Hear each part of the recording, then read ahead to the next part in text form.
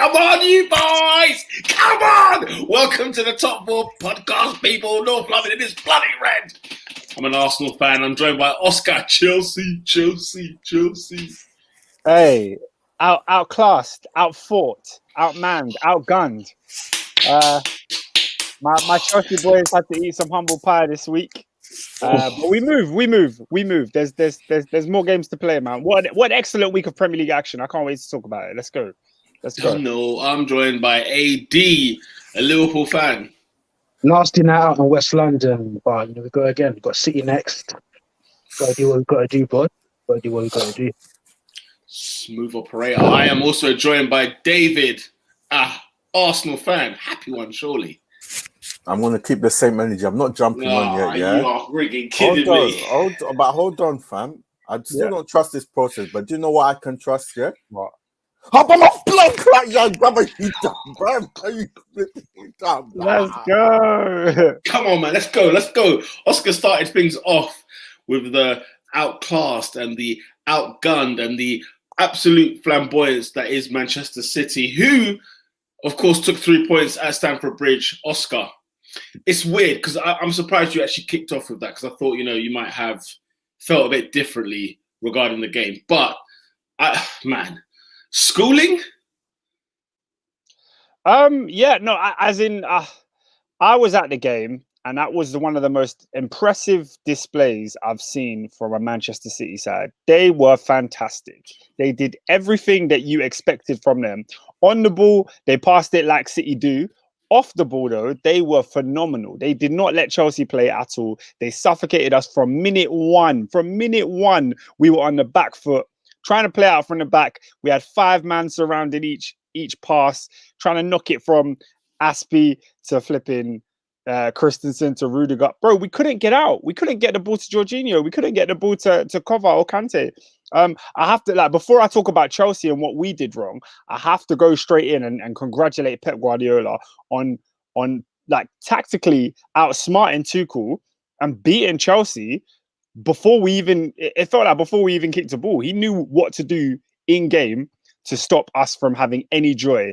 And yeah, man, it was an L. Sometimes you just got to take it. Big up SW6. I'm going to get to the comments in a sec. He says, sometimes we have to accept that Man City are an exceptional footballing team. Incredible performance. That's all I have to say. He took the words right out of my mouth. Pep Guardiola, hats off to you. You did it. He's a bad boy. Yeah? You want to know why I'm his lawyer? There you go. It's moments like that where I watched the 90 minutes on Sky, and my goodness, I was turned on watching it because it was just like it was. You know what it is, because a lot of the time people will say, you know what, Guardiola, you know what I'm saying, overthinking, over this, over that, right? And fair enough, he's got it wrong in the past, right? He's got it wrong from time to time, but when he gets it right, blood. He's always got this performance in his locker. He's always got this kind of game plan in the back of you. Chelsea last season at the Bridge, I remember watching Chelsea get mullered. Obviously, it was the Lampard Chelsea at that time, blah, blah, blah. But my God, because City were also not really in good form. And that game kind of turned their season round. And then they went off. And nobody could see them again. That performance is always there. David, talk to me. I watched. Wait, was it not on BT, bruv? I saw it was on BT. It was on BT. Sorry. I don't know why I said Sky. Sorry. I don't know why I said Sky. Yeah, I watched the game, yeah, and I was thinking, blood, Tuchel, what are you doing, blood? I think the formation was wrong. Chelsea were way too deep, and they didn't utilize Lukaku, bruv. The game for Chelsea is get the ball up to Lukaku, let him pin that defender, man, them start running, bruv. And they did it a couple times. Like I think it was second half, where Kovacic had a chance and Diaz blocked it. But I only saw that like twice during the game. I said, I see City go up 1-0, locked off because I knew what time it was. Chelsea too deep. They couldn't get up, so. Adrian, what impressed you the most about this game?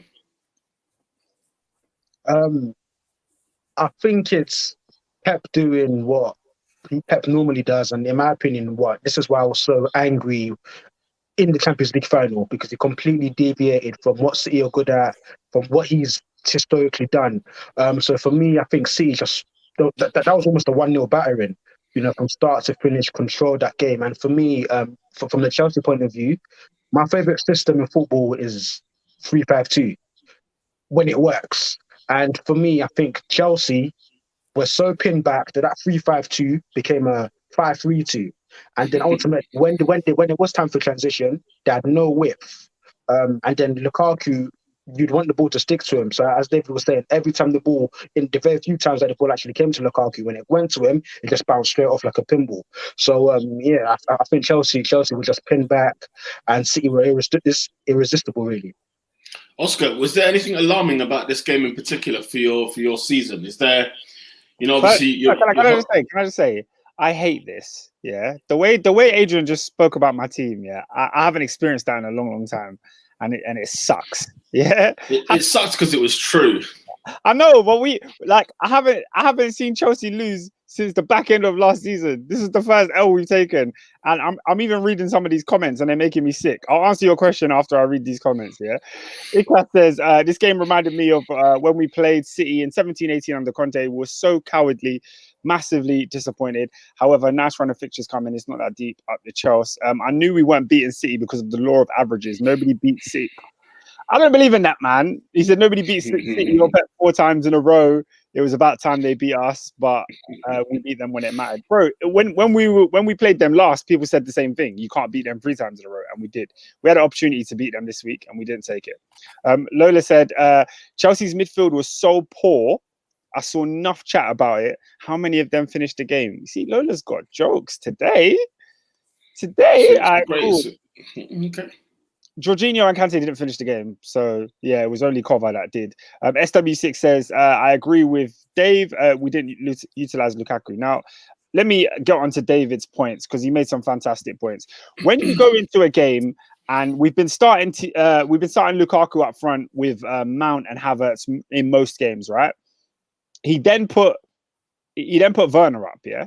Now, clearly, this is the first time Werner started with Lukaku in a game for Chelsea, yeah. Clearly, if those two are there, the aim is you're playing the ball long into Lukaku so that he can hold it up. As Adrian alluded to, the ball was bouncing off him. Yeah. If you're not playing it long to Lukaku, you're playing it long in behind so that Werner can run off the last shoulder. That had to be the game plan. We've seen Werner cause problems for City on 3 different occasions. Those 3 times Iklas was talking about when we beat them, it was always Werner making runs off Diaz, and they couldn't handle that. In this game, Pep Guardiola's pressing system meant that we were so far pushed back. I don't know who said it. One of you said that Chelsea was so deep. Yeah, we were so deep. But for me, I clocked it 10 minutes into the game that this is what they were doing. So Chelsea needed to stop trying to play out from the back and try and build up play because Jorginho was getting hounded out super quick and go long. You've got those 2 strikers on the pitch to stretch the defense and to cause problems on that back 4. Why did we not do it? I heard people saying that that Rodri had a great game yesterday, and I'm not trying to dig out Rodri or say anything, but I don't even think it was him.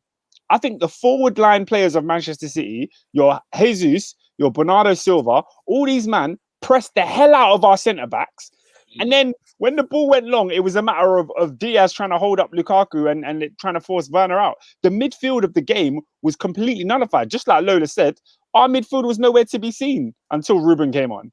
So, it was a frustrating afternoon. I can't lie to you. Very frustrating. I think somebody mentioned it earlier. I don't know if it was Iklas who said that it reminded them of the 2018 when they were so cowardly. And the reason why I agree with the cowardness of that comment is because Chelsea are at home. There's been a lot of talk about Chelsea this season. There's been a lot of talk about Chelsea since Tuchel came in. And if you want to beat Man City at home, you need to have the ball. And correct me if I'm wrong, did Man City have 60%? That's embarrassing. 60. Right. It's embarrassing. Right. They should not ever have 60% possession at a top 4 side, away from home. It blew my mind. Obviously, there are moments, even when Guardiola hasn't done well in form or City ain't looking as great as they can be, that you even start to doubt, man, can they come back? And then they put out a performance like that. Don't get me wrong, City were just superb, right? And fair enough, it could have been 2, 3, and 4.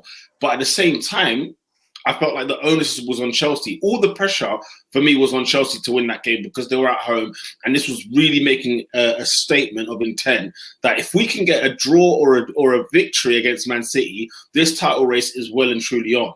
And of course, coming off the back of drawing at Anfield with 10 men, beating Arsenal at the Emirates, who else did you beat? You beat Spurs not long ago. Yeah. It made it seem like if they can get something against City, okay, now we can have a conversation about Chelsea. And because of performances like that on the weekend is why I said they would finish third. Because I just think when it comes to the quality on the pitch, Chelsea don't have the quality to hold 60% against Man City, or 55% for that matter, even though at home. I don't think Chelsea have the quality the way City do. I completely disagree. I think we got the tactics wrong this week. Like, I think we just got it wrong. And I don't think, I think personally, the reason, I don't think Chelsea will win the league either. But I don't think the reason is going to be for what we do in big games. I feel like in big games, Tuchel normally sets up right. And when he doesn't set up right, he normally has the mind to change it soon enough.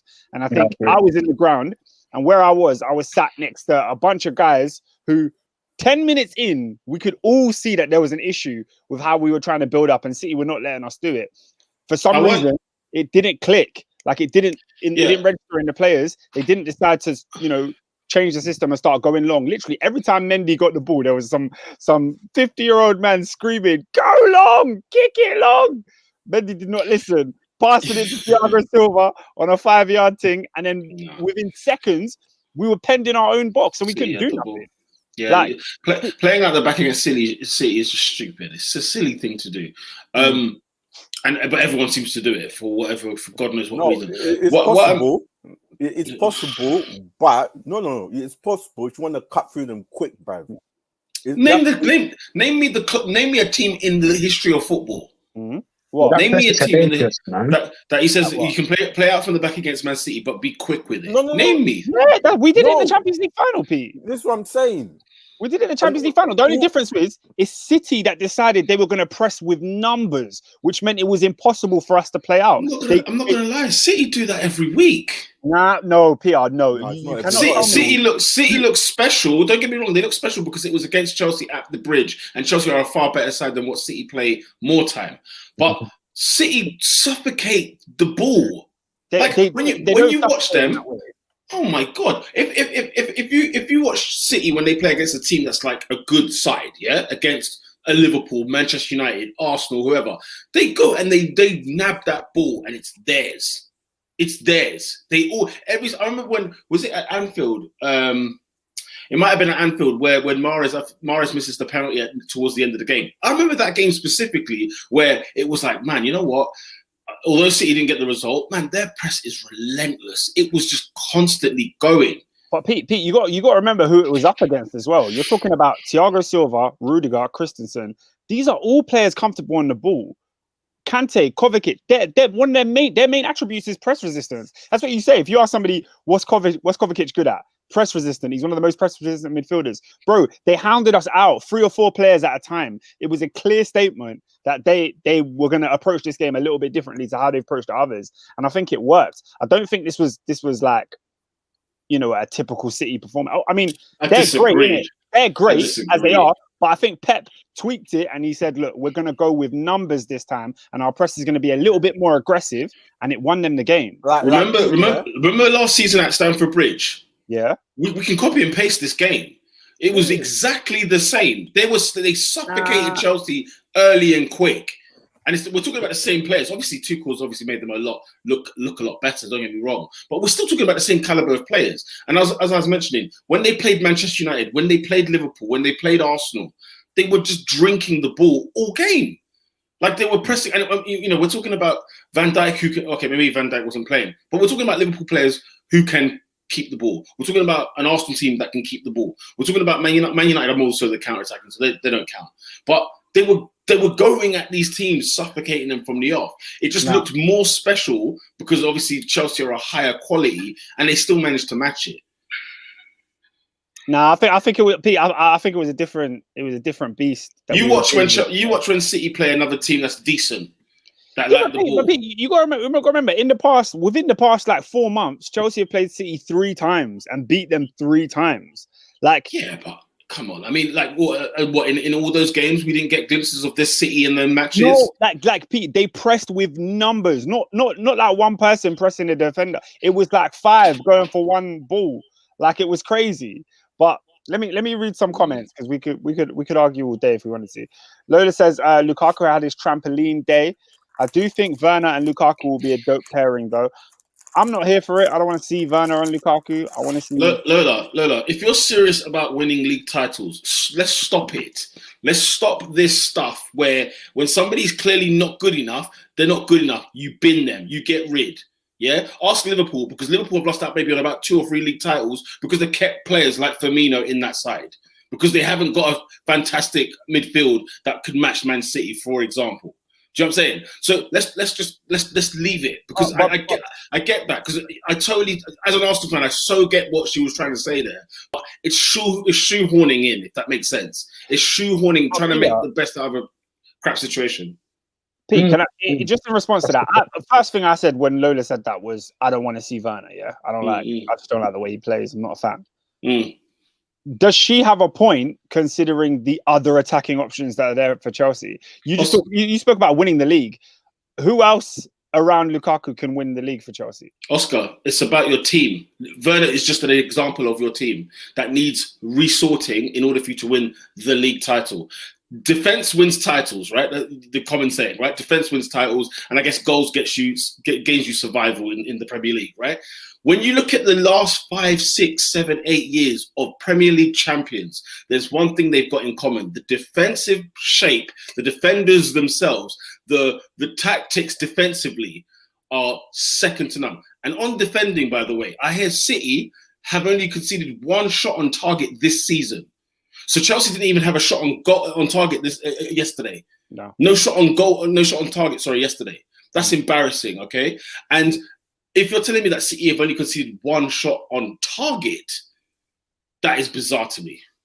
That's bizarre to me. Their defense is so frigging watertight. We were talking about players like Nathan Ake that have been in this side. You know, there was players that shouldn't even be anywhere near it. But the Ruben Diaz of this world, there's a reason why he got Player of the Year last year, even though we could agree to disagree on that. You know, I'm not really fast too tough, but nonetheless, when I talk about Chelsea, it's you know how I said that your weakest link was the defense. It's just because when I pair that defense up with the Liverpools and the Cities of this world, it doesn't match. It doesn't match in my opinion. I disagree, but I completely disagree. I think we have a better defense than both of them, and I think. Oh my God, are you serious? Yeah, Pete, that was that goal. That Gabriel Jesus goal was the first goal we've conceded in open play. Like, I'm not saying the players are individually better than all of their players. I'm saying as a system, we generally. I'm talking about them individually, though.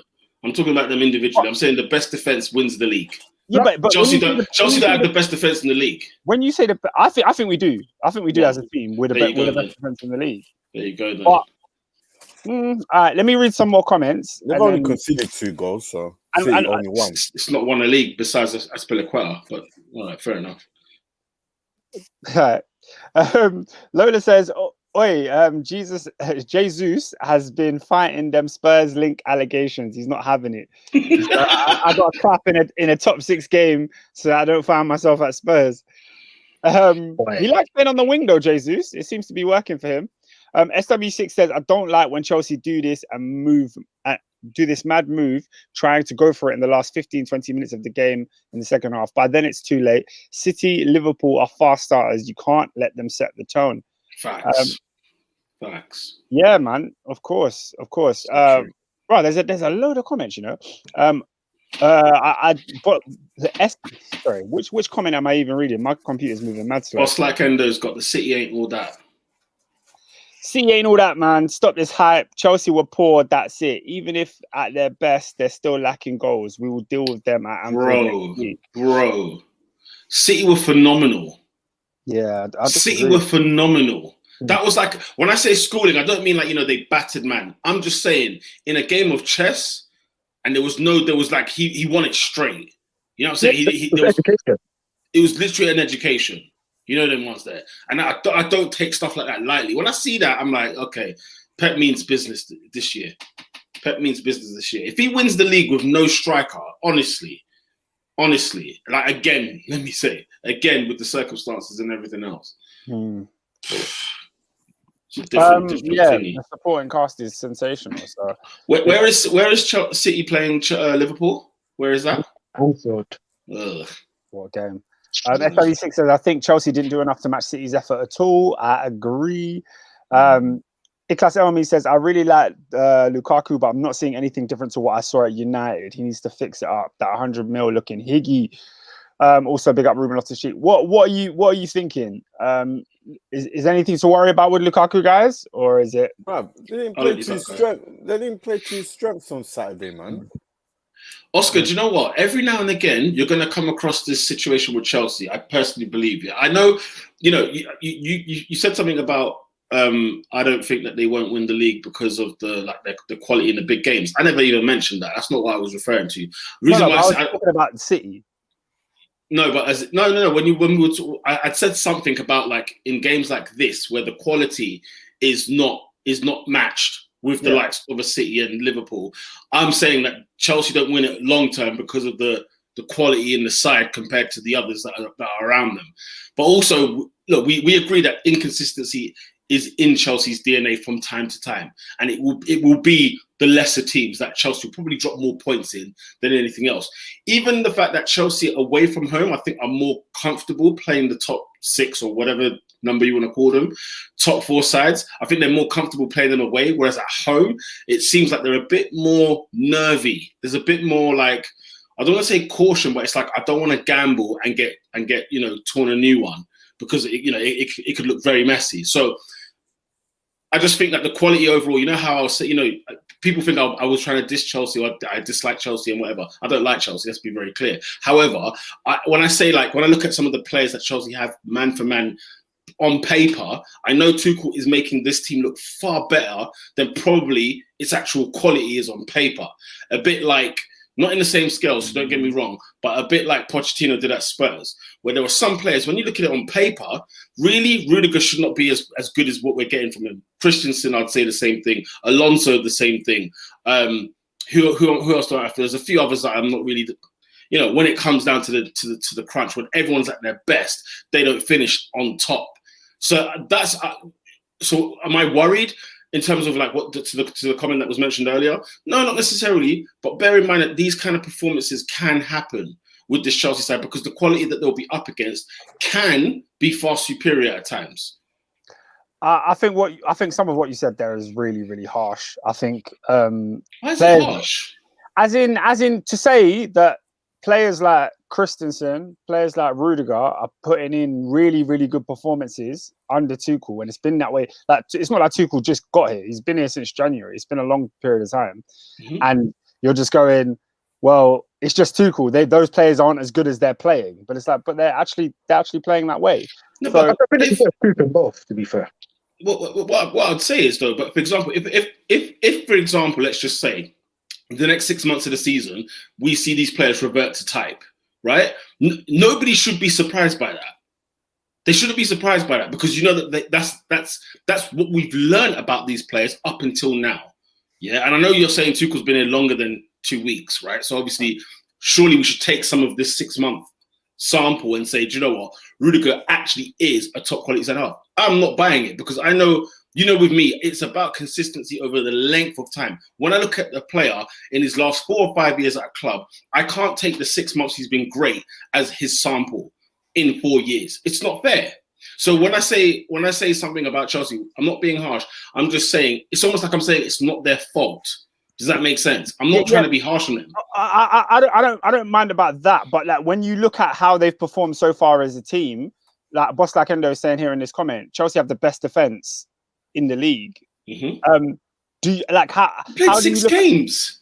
We've played 6 games, bro. No. Hang on, wait. The record's been set. Listen. Forget last season. You have to forget that for now. Why? For now. No, for now. You're just saying about 4 or 5 years. Now it's forget last season. No, look. He says they have the best defense in the league, and I'm saying we've played 6 games. You understand what I'm saying? He's not saying statistically right now we have the best defense in the league. That's not what he's saying. Oh, okay. I thought that's what you're saying. I thought maybe they got the best numbers. He's just looking at it and saying the way Chelsea defend is one of the best in the league. But it's not the best. He says it's the best. It's not the best. I think you're saying one of the best. I've said it bare times. I think Chelsea have the best defense in the league. I think the reason we won't win the league is our attack. I've had this conversation. We've had it. Defense wins titles, Oscar. If you've got the best defense in the league, you win the league title. That's not true. Teams have conceded less goals and not won the league before. Like who? Tottenham in 2017 when Chelsea won the league, they conceded less goals than us. Chelsea conceded more goals than Tottenham. Yeah. Oh, I'm surprised. And that's not the only example. That's the first one that came off the top of my head. But there's other examples, and I'm saying I think this year will be one of those years. But is it majority the case? Well, yeah, of course. So majority the best defense, majority wins. But there are examples where some teams have an elite defense and their attack ain't matching it. Bosta Endo said, Peter, that's BS. Liverpool conceded 33 goals when we won the league. It's not always about defense. In fairness, how many goals did Liverpool? How many goals did what's it called? Did Liverpool score that season? And also, they scored. Sorry, go on, Adrian. Go on. Sorry. I'm going to say also, how many did we concede after actually winning the league? Because correct me if I'm wrong. The game after we won the league, we conceded 4 against City. Arsenal gave us 2. So up until we won the league, we probably were statistically the best. Yeah, that's what I'm saying, bruv.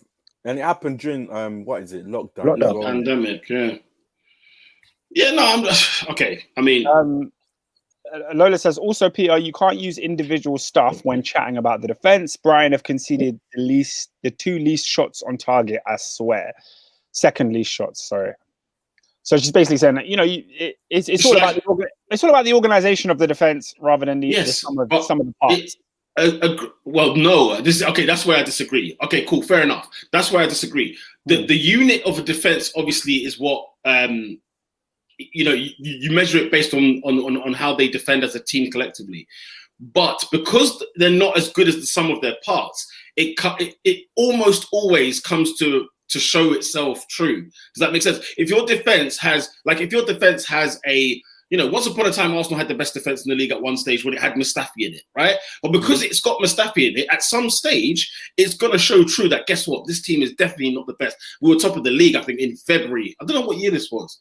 It must have been like 2017. I think we were facing Chelsea at the Bridge and we got battered. And it was one of those ones where we were top of the league in, I think, February or March time. Best defense in the league at the time. But because of everybody can have a good 6 months, everybody can have a good 4 months, everybody can have a good spell. But I think the proof is in the pudding, or the cream rises to the top, whatever the saying is. I don't think at the end of the day, you can talk about Brian again, six games, for goodness sake. They played 5, in fact. So of course they're gonna have less than everybody else. But I just think over time, anyway, the results will show. We'll get to May and I'll be like, look, this is what I was trying to say earlier in the season. I knew it was early, and also Chelsea were in a good run at the time. I understand. I understand your example. I just don't think we have any Mustafis, and I think we have an Aspilicueta who's a experienced winner. We have Thiago Silva, who's an experienced winner, alongside Christensen, who I think is going to be a top centre back one day, and then Rudy, who's performing at a top level. So, Oscar, bear in mind, when I said, it's not fair to put Mustafi in that conversation. You're right. But what I mean is, like I said at the beginning, I said against in terms of what your competition is, it's Liverpool and it's Man City. Chelsea are not near it. In my opinion, they're not near it. Defensively? Yeah. This Liverpool that just shipped 3 at Brentford. Oh, really? You're in there. Really? No, I'm not going. Everybody can have that, Oscar. I'm not saying. Liverpool conceding 3 is a blip, isn't it? It's a blip. It's not. This is not them. It's a blip. The same way when Chelsea conceded 5 at West Brom, it was a blip. You know them ones. There will be blips. There'll be blips. I'll put my neck on the line. I don't think Chelsea are winning the league this year, but I do think we will have the best defense and concede the least goals come the end of the season. Listen, I think as well. Don't forget, Oscar. When Liverpool haven't had Van Dijk for nearly a year, I think we have short-term memory as well. Where when City have the best defense in the league, we forget because a lot of the time it's injured or Laporte's not playing. Van Dijk hasn't played for the last however many months. He's now back in the zone. If this Liverpool defense stays fit, between them and City to have the best defense in the league. I mean, look at the City's record right now. What do you mean 1 shot on target they're conceding in 6 games? You know what I'm saying? We're not talking about, they've only conceded 1 goal or they've only conceded. I'm talking about shots at goal. How many shots did Lukaku have against City? He didn't have any. Right. But Peter, that's kind of the point, though, isn't it? Like, what's that? When you defend in a system. It's 11 men defending. So part of the reason as to why Chelsea had no luck up top is because that City press was relentless. And I'll be honest with you, like if I look at Chelsea centre backs, Christensen, Rudiger, Thiago Silva. But maybe Thiago, but let's just say it's Christensen and Rudiger, right? I'm not taking any of them at Liverpool. I'm not. I think our centre backs are better. But bro, within the confines of this system, where it minimises their inabilities and it maximises what they're good at, this Chelsea defence looks impregnable, bro. It does. It's looking it so far, but I would say, like to your point about you would not take them. You would not take them because your defenders are actually better. When Liverpool are playing with that defence week in, week out, we don't have to discuss Chelsea because Liverpool's defence would do the same thing. It's that good. Man City's defence is currently doing the same thing, but we're not even talking about City's defence because obviously we know the defence is, but it's not individually at the back. We know it's more so, like you mentioned about the press earlier. But everybody was talking about Chelsea's defence. I'm like, look, I hear we're talking about it, but let's not forget what their competition is. Do you know why we're talking about it? Because under Lampard, some may say it was the Achilles heel at a point. Whereas now they're under a better coach who's playing them where they're meant to be playing, how they're meant to be playing in a way which exemplifies their best attributes, and it's bearing through, bro. Look, this is a prediction. Chelsea aren't going to lose a game this season. They go 1-0 up in. They won't. Come again? Chelsea will never lose whilst going ahead this season. Because how many? Okay, that's a great comment. It's a great comment. It's a great comment. But how many games do you think Chelsea will lose this season? That's the question. Because although you might be spot on there, if they take the lead, forget it. The game's over. Don't even bother. Right? How many times will they lose this season, though? How many times will they go a goal down first? Because that's not like. Yeah, you know, that's not it's not a done deal with Chelsea. It's the thing. It's not a done deal yet. Liverpool have shown it to us, and so have City. They've shown it before. I think we've shown enough. Yeah, we've exhausted this point anyway. But I think we've shown enough, man. I think last season to do what exactly? Shown enough to do what? We had the record last year for the least goals conceded in a Champions League campaign. Okay. So, I think that's enough of a glimpse to say that they can go and do this in a league season and be one. How many games in the Champions League? We conceded 4 goals. No, how many games in the Champions League?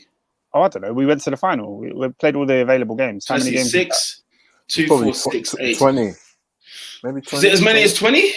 Yeah. That's high. You play 6 in the group. You play 4 rounds. 2, 4, 6, 8 plus 6. 10. Ooh, he's got a score there. Oscar's at Selhurst Park. Danny Welbeck threw on goal. He's got a score. Oh, he's not that guy, bro. Sorry, I have been neglecting the comments because obviously we've been engaged in this enthralling conversation. I'm going to read these and then we can move on to another team. SW6 said, just adding to the comments, Oscar, Ruben actually did well when he came on. Yo, Ruben did his thing, bro. I can't even hate. Lola, what'd you say? Yeah, he had a cute little cameo. Show some nice glimpses there. He did. Lola says RLC sacrificing their hair for football. Let's see if it pays off. Oscar, where are you with softest cheeks? Come on, man. Come on. Where are you with him? Come on. Respect. After the performances he's put in the past week, he deserves to be called by his name. Yeah, that's the least he deserves. He played in midweek. He was excellent. I think he was our man of the match in the League Cup. He played in the Jorginho role, which he didn't play for when he was at Fulham on loan. He played very deep and he just controlled and did all right. Came on against City. He was really good when he came on. He was beating the press. He was doing something that Jorginho and Kova and Kante couldn't seem to do all game. So I was ready to let him go at the beginning of the season. He's here now. We have a lot of games. Let's hope he plays and works his way into the team. I was very surprised to see him coming on Saturday, but when he came on, he made an impact. That's all you can hope for. Good luck to him. What about your boy Sal? Bun Sal, man. That guy is shocking. I said bun him. Bro, 145 minutes. 2 games. 2. I went to watch the League Cup as well against Aston Villa. The guy was horrendous. Oscar, he's just come off the coast from Spain. I don't. Do you know what pisses me off? Because when it comes to Cobham, yeah, I love my Cobham boys. Yeah, I love the Chelsea academy. And when any of those guys come into the squad, if they have a stinker, they're not playing again. Yeah, if Ruben had a stinker, we would not see Ruben again. But when Sal's got 2 stinkers in a row, the next time he plays, he needs to give me a 9 out of 10. 9. Oscar, we can't all have Hayland. You know what I mean? No, we can't all have it. Oh, we'll get on to Hayland. Don't you worry. We will get on to Hayland. Bossa says Chelsea won't lose more than 3. He said, he also said, did you see Liverpool's defending in the last 2 years? Iklas said, people forget Ruben Loftus-Cheek scored 10 goals under Sarri. All right, let's move on. Shall we move it on swiftly? Yeah. What, to the North London derby? Well, you want to talk about Hayland, don't you? It's happened again. Tottenham Hotspur. It's happened again. Guys, David, you need to jump on this roller coaster, mate, because there's going to be ups and downs. And whilst we're doing on the ups, you might as well be on. Never. This guy, bro, we battered the scum in the first half as well. Raucous atmosphere. Oscar, you missed out because you should have paid that money for that ticket. Because I tell you what, it was worth every penny. Because the performance on Sunday, especially in the first half, was scintillating stuff. Okay? Before you go, can I ask you just one question? Talk to me. What's the date today? Today is the 27th of September. I've not ever seen Peter like this. This was meant to be the dreaded day. It was indeed. But let me tell you something, guys. If you want to make me happy, a North London win always makes me happy. There are 3 games I want to win every season. 3. I'll take 3 W's for the season and lose everything else. Manchester United, Chelsea, Tottenham Hotspur. Those are the 3 games I want to win in a season. I don't give a damn about the rest. Can I just say, just for the listeners that are new, at the beginning of the season, Peter predicted Monday the 27th of September as the day that Arteta would be sacked. He looked at the fixtures. This was the thingy, the game after. Was it Brentford? I'm trying to remember when I predicted this. Was it before Brentford or after? I think it was before Brentford, bro. I think he looked at the fixtures and said, we're going to lose this game against Spurs and Arteta will go. Arteta's still here, baby. Still he is. And here's the thing, innit? Obviously, it's one of the... Look, let me talk positively about Arteta because he gets it, man. Like he frigging hates Tottenham. Well, let me say is that me? I'm hearing stuff in the back. Yeah, it's you. How is it you? How is it me? Well, when you muted, it stopped. Now it's I know. Yeah, I think everybody just froze. Like everyone just stopped. But I don't know if you guys saw, man, when the goals went in, the celebrating he was doing, he felt every bone of it. And you forget that he was Arsenal captain. You forget that he's actually played for this club for a certain amount of years, blah, blah, blah. What are you giving me them eyes for? Because you're doing Arteta prop. I said, let me give him his due. Also, how can we batter Tottenham Hotspur? When I say batter, I cannot say how good his performance was. I can't say that. No. It's just he used to be the captain. He loved it. I mean, because when I watched him, bro, it triggered me a bit. When I watched him, like triggered in a good way, like he pulled at the heartstrings. Because I see a manager who obviously he has his way of how he wants to do things, and he's very, very stubborn in that way. And and no matter what you tell him, he's gonna do it his way, right? And when like I'm stubborn at times, right? When I want something to happen, I know I want it to happen for a good reason. I'm trying to get something done the way because I think this is a great way to do it. And then when you start seeing things happen in front of you, the sensation and joy is unmatched. You can't really because it's like you're justified. Do you catch my drift? Or when things go your way, you feel justified. Now, don't get me wrong. You didn't even need a manager on Sunday for that North London derby. I genuinely think the players did extremely well. They took this as a North London derby. One team took it, the other one didn't. The only thing white in North London, ladies and gentlemen, is Arsenal's number 4. Arsenal's number 4. That's right, ladies and gentlemen. That's the only thing that's white in North London. But anyway. I just wanted to read this comment. Yeah. This doesn't change my mind on Arteta, but he did very well in this game. We've got a new commenter. Shout out Pros Only TV. Pros Only TV. Do you think Arteta now has the time to implement his style of play? Also, the team is fit and healthy too. Peter, continue. On that comment, Pros Only TV, big out yourself. Look at this. Look at the 11 he put out yesterday. Okay, it was either all his signings or people he gave new contracts to. This is Arsenal's first 11, right? It's his first 11, and he's now finally getting away to. He's been trying to do that. I think.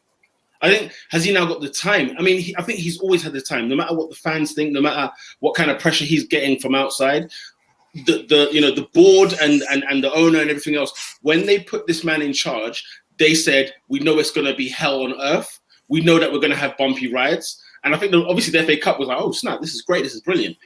I think they always. He was the truth is, as much as I had my date as SW6 wants to remind me, it was never going to happen, was it? Even if he'd lost six, I don't think it was ever going to happen because they. I mean, when Edu stepped in the door and Unai Emery was the manager, he had his eyes on Arteta already. His eyes were already looking that way. So he was never going to go. He will always have the time. I don't know what will pull the trigger, if ever. But this could be a manager who could be in charge 5-10 years, man. I'm not even joking. I'm not even capping. I genuinely see that. But listen, if Arteta gives me days like that, guys, I'm here for it, man. I'm here for it because that was a fantastic performance. We played absolutely well. Let's be very, very clear. Tottenham were shocking. They were god-awful. From minute 1 to minute, let's say 75, they were a disgrace. Okay? From the play, I mean, Oscar, I saw the team lineup, yeah? And when I saw the three in midfield, I saw Dele Alli, Ndombele, and Højbjerg. I said, well, that's two of them that's not playing. So they got one in midfield, which was Pierre-Emile Højbjerg. Because Ndombele looked like he was carrying Anthony Joshua from White Hart Lane. He is. I genuinely don't get this. I don't get his. Do you know what I'm saying? Do you remember when Yaya Toure would play a bit lazy, but he still had the techers. He could still bang the goal even in his sleep. Yeah. Ndombele hasn't got what Yaya's got, but he's still playing like he's a dustbin truck. It was absolutely awful. Jamie Carragher on Monday Night Football, guys. If you haven't seen it, tore into Tottenham. He tore them a new one because he was talking about from the start of play, 10 seconds in, Dele Alli out of position, Ndombele with Tomiyasu. What's he doing over there with Tomiyasu? Shouldn't be anywhere at kickoff. He took a picture of the pitch, right? And he drew lines of where the midfield should be. Yeah. And he said, it's just space. He said there's less space on the moon than it's midfield right now. He said there's less space on the moon. And then TT came on and said it's like what did he say? The Champ de Lay? I don't know what it's called. But yeah, that team. I said, yo, fam. Davinson Sanchez is the worst centre-half I've ever seen. And believe me, I've seen some awful centre-halves. No. Davinson Sanchez is the worst. Isn't he partnered with the worst centre-half you've ever Oscar, seen? He's the worst. Since he came to that football club, that's been the beginning of their downfall over there. That's been the beginning. Because when they signed him, I said, hang on a minute. 43 million quid they paid for him. 43 million quid. He's a shower of absolute garbage. And look, Nuno Espirito Santo. Huh? Nuno, you're a shambolic manager, mate. I'm so sorry. When it comes to when we come to talk about the creme de la creme, when we want to talk about the big fish, the big meat, he is not one of them guys. Because as soon as it goes wrong, like he did at Wolves, as soon as it goes wrong, guess what? You can't find him. You cannot find him. And guess what? It is going horribly wrong at Tottenham. He has to go back to the style that he knows. Because playing 4 at the back is not working for him. I understand he got 3 wins in the first 3 games. He beat Man City while he was at it. Yada, yada, yada, yada, yada. After what he's seen at Palace, Chelsea, and now Arsenal, no. It's no. It's really long. He needs to tear it up. And Dele Alli needs to go back to Milton Keynes. They need to throw him back in Milton Keynes. Yeah. And cut your hair while you're at it as well. Because your hair's a frigging disgrace as well. Cut your little nappy dreads. Hey, someone on Twitter said he looks like a painter and decorator. I couldn't believe it. Couldn't believe it. Let me read some comments and then we can hear from David because obviously big win. Boss that Endo says Arsenal straight shellings. Arsenal do this every season, where they clap a big team at home, 3 wins in a row and winnable fixtures incoming. Arsenal could be in the top 6 by the end of October. Remember, we are 5 points off the top of the league. 5. You such an Arsenal fan. I just said we're 5 points. I'm talking the facts. You're level on points with Tottenham, man. You make me sick. But this happened again. This is remember a couple of weeks ago, yeah, when you lot played Norwich and you only won 1-0, and I said, well, I expected a bit more from Arsenal. This is what I expected. You lot were looking at me like what I was saying was crazy. Like you don't have a good performance in you. It's there. Lola said, this doesn't change my mind on Arteta. He did very well in this game, as per. Yeah, and that's a very sensible way to look at it because I think there's a lot of, you know what Arsenal are like. We're left and right. We lose, we're getting relegated. We win, we're going to win the league. So everybody's kind of like, yeah, now Arteta, boom, boom, boom. And it's like, you know what? Let's pump the brakes a little bit. Tottenham were dire. They were awful. Norwich are supposed to beat. Burnley, this Turf Moor nonsense. Go ask how many points we've collected at Turf Moor. Since they've been in the Premier League. Ask how many points we've collected at Turf Moor. We collect free. Last season. Last season we got 1. We got 1 point. Yeah. But we collect points. We've never lost against Burnley, except at the Emirates. We've never lost there. Yeah, I'm so glad you mentioned it because I was going to bring it up. They beat at the Emirates. Is there a penalty at the Palace? Just out of curiosity. And guess who wins it? Is it the Wilf? No, it's Gunnar. Oh, it's Conor Gallagher. Come on, man. Is it Conor Gallagher? Yeah, I'm just watching the replay of it. He cuts inside there. Who's that number 3? Awful hair. Trossard, you're a disgrace. Trossard. Yeah, he's another one. It's Guendouzi, Jace, and then Trossard. The challenge is pathetic. Honestly, it's a pathetic challenge. No, I think Conor Gallagher sold him there. I think it's great work for the young lad.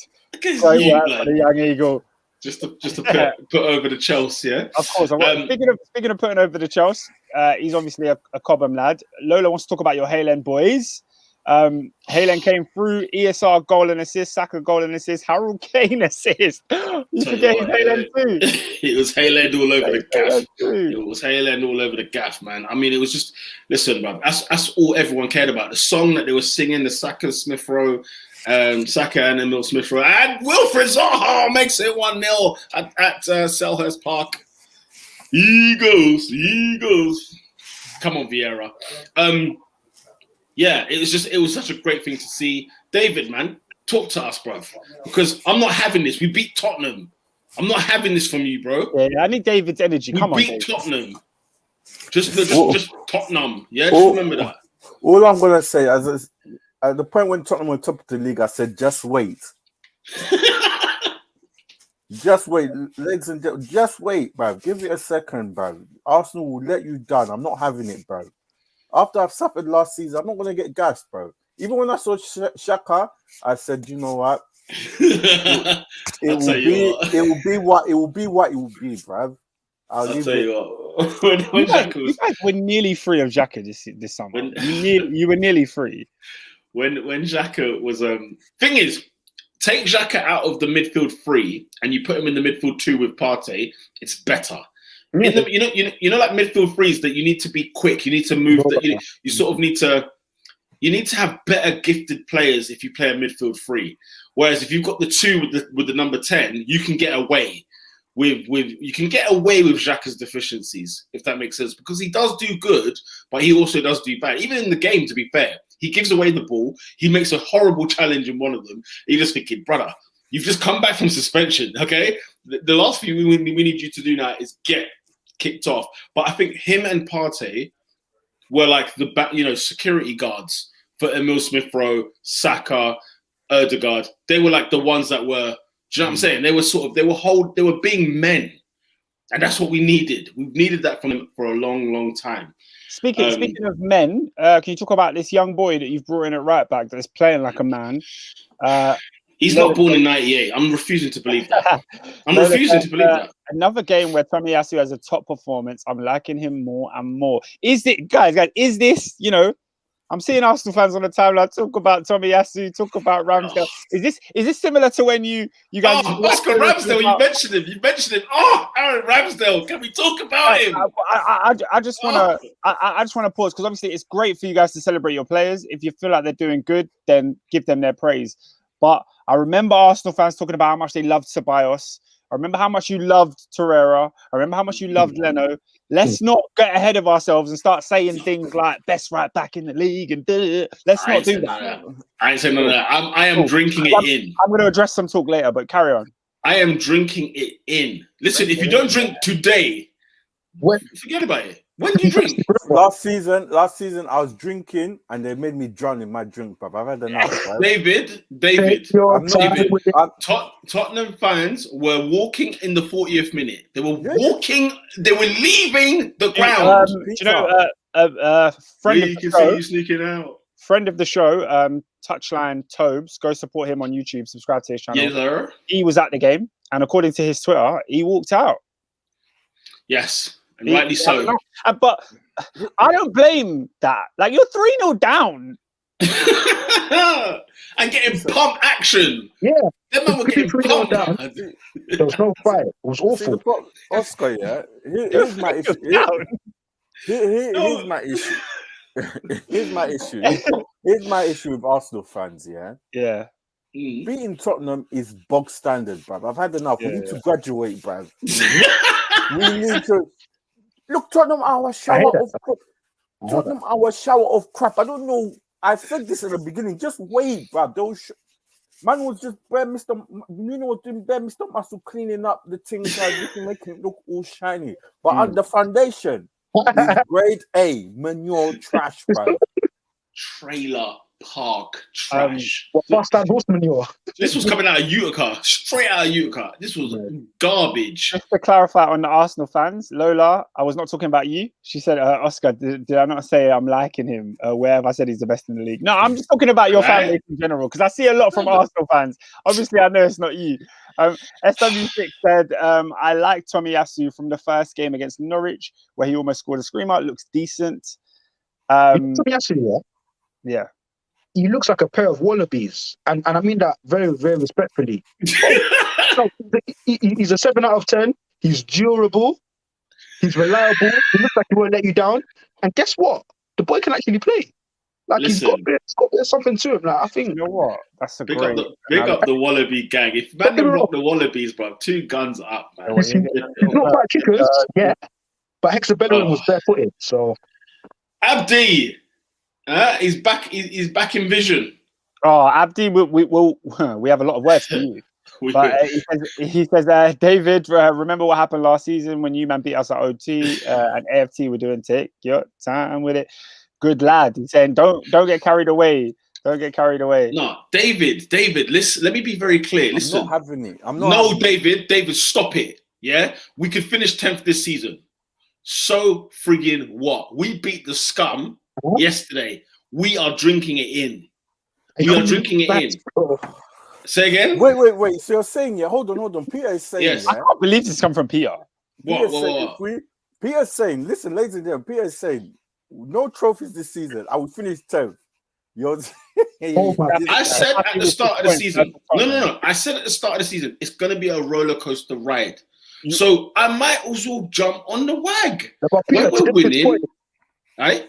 Spurs have only beaten you twice away since 1999. So as David's rightly slapped, it's normal. Like, you don't need to care. You know what I mean? So if it's normal, do I not celebrate? Do I not? You know what I'm saying? Do I not give it the?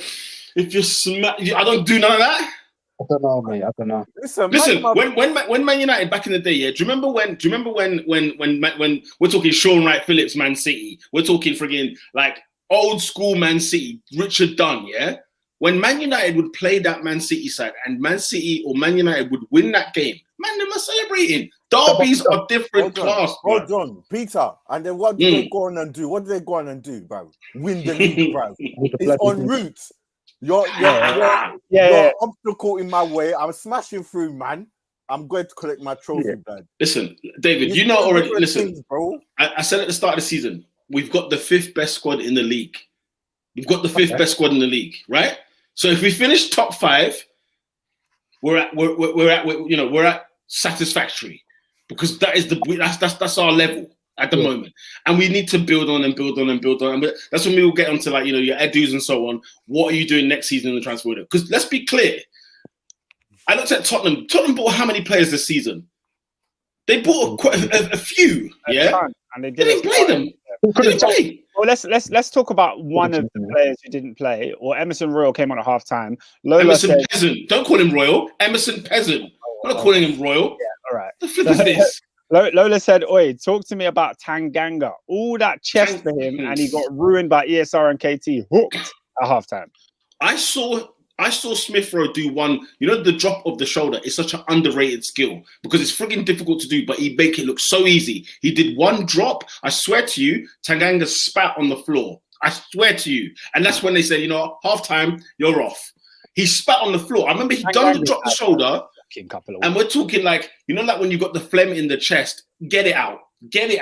He got it out, and that was the last action for him in that game. Don't you think football's so mad? Because literally, he was Tottenham's man of the match against Manchester City when they beat them. And everyone was like, oh, maybe under Nuno, this could be his time to really cement his place and become the new da-da-da-da. 2-2s now. Crystal Palace is getting sent off, losing them the game. And then, yesterday, shocking performance, gets subbed at half-time. It's a joke thing, blood. Oscar, Tottenham, this is 09 Tottenham, blood. They're a joke thing, fam. Yeah, they're a joke thing. It's just the UFC at right back. That's all it is. Hella aggressive. Speaking of 09 Tottenham, Boss Endo asked me a question. He said, Oscar, as a Chelsea fan, who do you hate more, Spurs or Arsenal? I was raised in the 90s. Do you think I gave a monkey about Stefan Iverson and Chris Armstrong and Solkjaer? I cared about Darren Anderton and them, man. No, oh my days! I monkeys about Spurs. I don't care. I do not care. At Stamford Bridge, when they sing "Stand Up If You Hate Tottenham," I stay seated. I don't give a monkey. Them Holston Pills, yeah. Them Holston Pills. Arsenal are a team I want to beat every. Like Peter was listing the name of the teams that he wants to win. I want to win at the Emirates every year. I don't care about Spurs. Obviously, I want to win, but I just don't care. They're another team. Could be Palace to me. I don't care. They're dead team, bro. Truth is, as well, boss. Like, to be fair, I hate Man United more than I hate Spurs. It's just like when it's rivalries, bragging rights. You know them ones. We paint the strip red. You know them way there. Battered them, man, bro. Battered them, man. Yeah, I love to see it, bro. Love to see it. Do we have any more to add on this game? Boss Endo said, "Can we talk about my guy Aubameyang? He gets bare stick, but yesterday he put in a captain's performance." And quick question. Another thing that's got me mad, bruv. Why are we taking pictures, bruv? Wait, before we get there, because there's an Aubameyang question here, and we need to talk about that Thierry Henry slide. We're not gonna go through this podcast and not mention that frigging celebration Legendary. At the Tottenham end. Legendary. What's it, David? He is an Arsenal legend. It's over. It's finished. Yeah. He's won us the FA Cup. Yeah, he's gone and beat Man United himself. He's gone and beaten Chelsea himself. He's beaten Man City himself. He's beaten Tottenham himself. And then he goes and does the Thierry. Oh my God! In my frigging veins. In my veins. Forget the veins. Put it in my muscle. Put that in my muscle. Straight in. So we're putting a statue next to Thierry, yeah? I didn't say statue, but I was getting hard, fam. Yeah. Oh my God. Tell you. That Thierry Henry with the Ronaldo R9 boots. With the R9 boots. What did you watch it? Oh, guys, I couldn't finish work. I couldn't finish work. It's gone overboard, bro. I couldn't finish work. All right. I couldn't finish work. All right. He's gone overboard, bro. Yeah, like I said, is that what? Wait, David, what were you saying, bro? Why are we taking pictures, bro? Personally, yeah. I think we're not ready. This shows me we're not ready. We're not ready, bro. We're not ready. David, why can't you take a picture though? I don't understand. Fam, I know you get bopped next week, bro. And this unseriousness. By Brighton and them, man. This unseriousness I'm talking about, bro. I don't think it's unseriousness though. Yeah, I'm serious. For me, morale. Do you know what the issue is for me? The issue for me is that the picture was posted. Like, why are you posting that? I get the whole team coming together and saying, who posted it though? Was it Arsenal? No, I don't think Arsenal themselves did it. I think it was one of the, I think it was one of those that were in the picture. I don't think Arsenal did it. Maybe they did. My thing is, if you're a football player and you spend your whole week training and we've got this big North London derby, we need to go and do it for the fans. First North London derby with the fans back, and you put in a performance that you've been working towards all week. Why can't you take a photo with your friends and celebrate that moment? I feel like sometimes fans we're not like athletes, so we don't understand what it means to put your physical body on the line week in, week out. But they're working towards something and they've reached a goal and they're happy to celebrate. It's a milestone. It's probably like Edward Rivera's the best day of his life. And also, why can't they take a picture? Fantastic. Oscar, Arsenal have gone through the valley. No, on a real, guys, we are going through a hard time and have been through hard time. We used to be guaranteed top 4 before the season kicked off. We were guaranteed top four, and people were mad about that, yeah? Then we got into the Europa League and it was like, fam, we can't even win this competition. 3 or 4 years at the Apple. We couldn't win it. Now we're not even playing in Europe. West Ham, Leicester and Tottenham are playing European football this week. We're not. Guys, I'm here to celebrate one. With my little, you know what I'm saying? It's a little one, but it's a celebration nonetheless. Here we go. Yeah. When last season when City beat PSG and they beat them in the semis to go to the Champions League final, their first ever Champions League final as a club, yeah.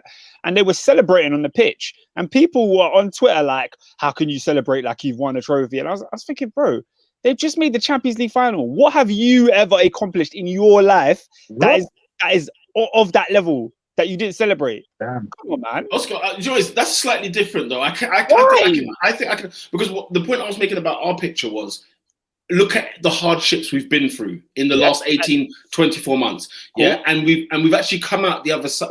We are coming out the other side. We're not there yet. Doesn't the same apply for Manchester City? No, because the Man City thing was that, look, for getting to the final, we don't sing and dance. Go win the competition, sing and dance. But when you've come from adversity, that's different. Do you get what I'm saying? We won the game.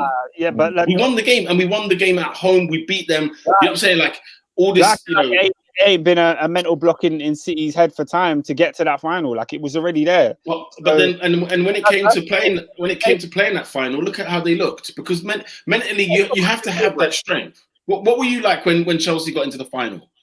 You know what I'm saying? You were buzzing, but game on. Mission is next. Like it's like for Arsenal fans today, right? Today's the last day we can celebrate this Tottenham victory. Tomorrow, Brighton away. Tomorrow away, and we press on. Yeah, we press on. When I've just come in the changing room and I'm taking off my socks and someone says, let's take a picture, I'm buzzing. We just beat Tottenham 3-0. Now, winning a semi-final is slightly different, though. Yeah, but winning a semi-final is different. Because, bro, as a football fan, you want your team to care about the big games in the same way that you care. And we saw a performance for Tottenham Hotspur where those players looked like they didn't give a damn. It looks like they didn't understand the magnitude of that game, the importance of that game to not only the club, the fans, the city, everything. And you've got a bunch of young Arsenal kids who gave it their all, bossed that game for 70, 75 minutes, and they're happy, they're excited, they care, it means something to them. Let them celebrate in the moment, and then tomorrow we focus on Brighton. Like, totally. I think it's good personally. I think this it's good to keep the morale high and keep the positivity going, because that could take you through to the next one. And also, look at how many players in that Arsenal side have never played the North London derby before. You couldn't tell.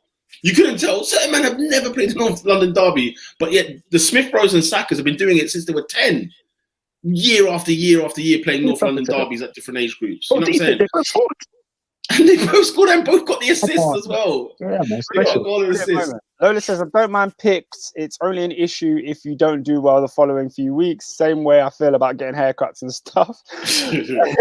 Aubameyang came with a star, yeah? You know what I'm saying? He came with a star, blood. He said, yeah, it's North London derby time. Star time.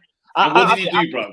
I think people sometimes have to realize that players are human. They're not FIFA players that are just contracted to go and run around for you. And when they score a goal, yeah, that's my job. It's like, nah, man, I feel good. We just beat Spurs. Let them enjoy that. And this is not the reason why I say is this not the first time it's happened, and then we go on and do a Mazin brand.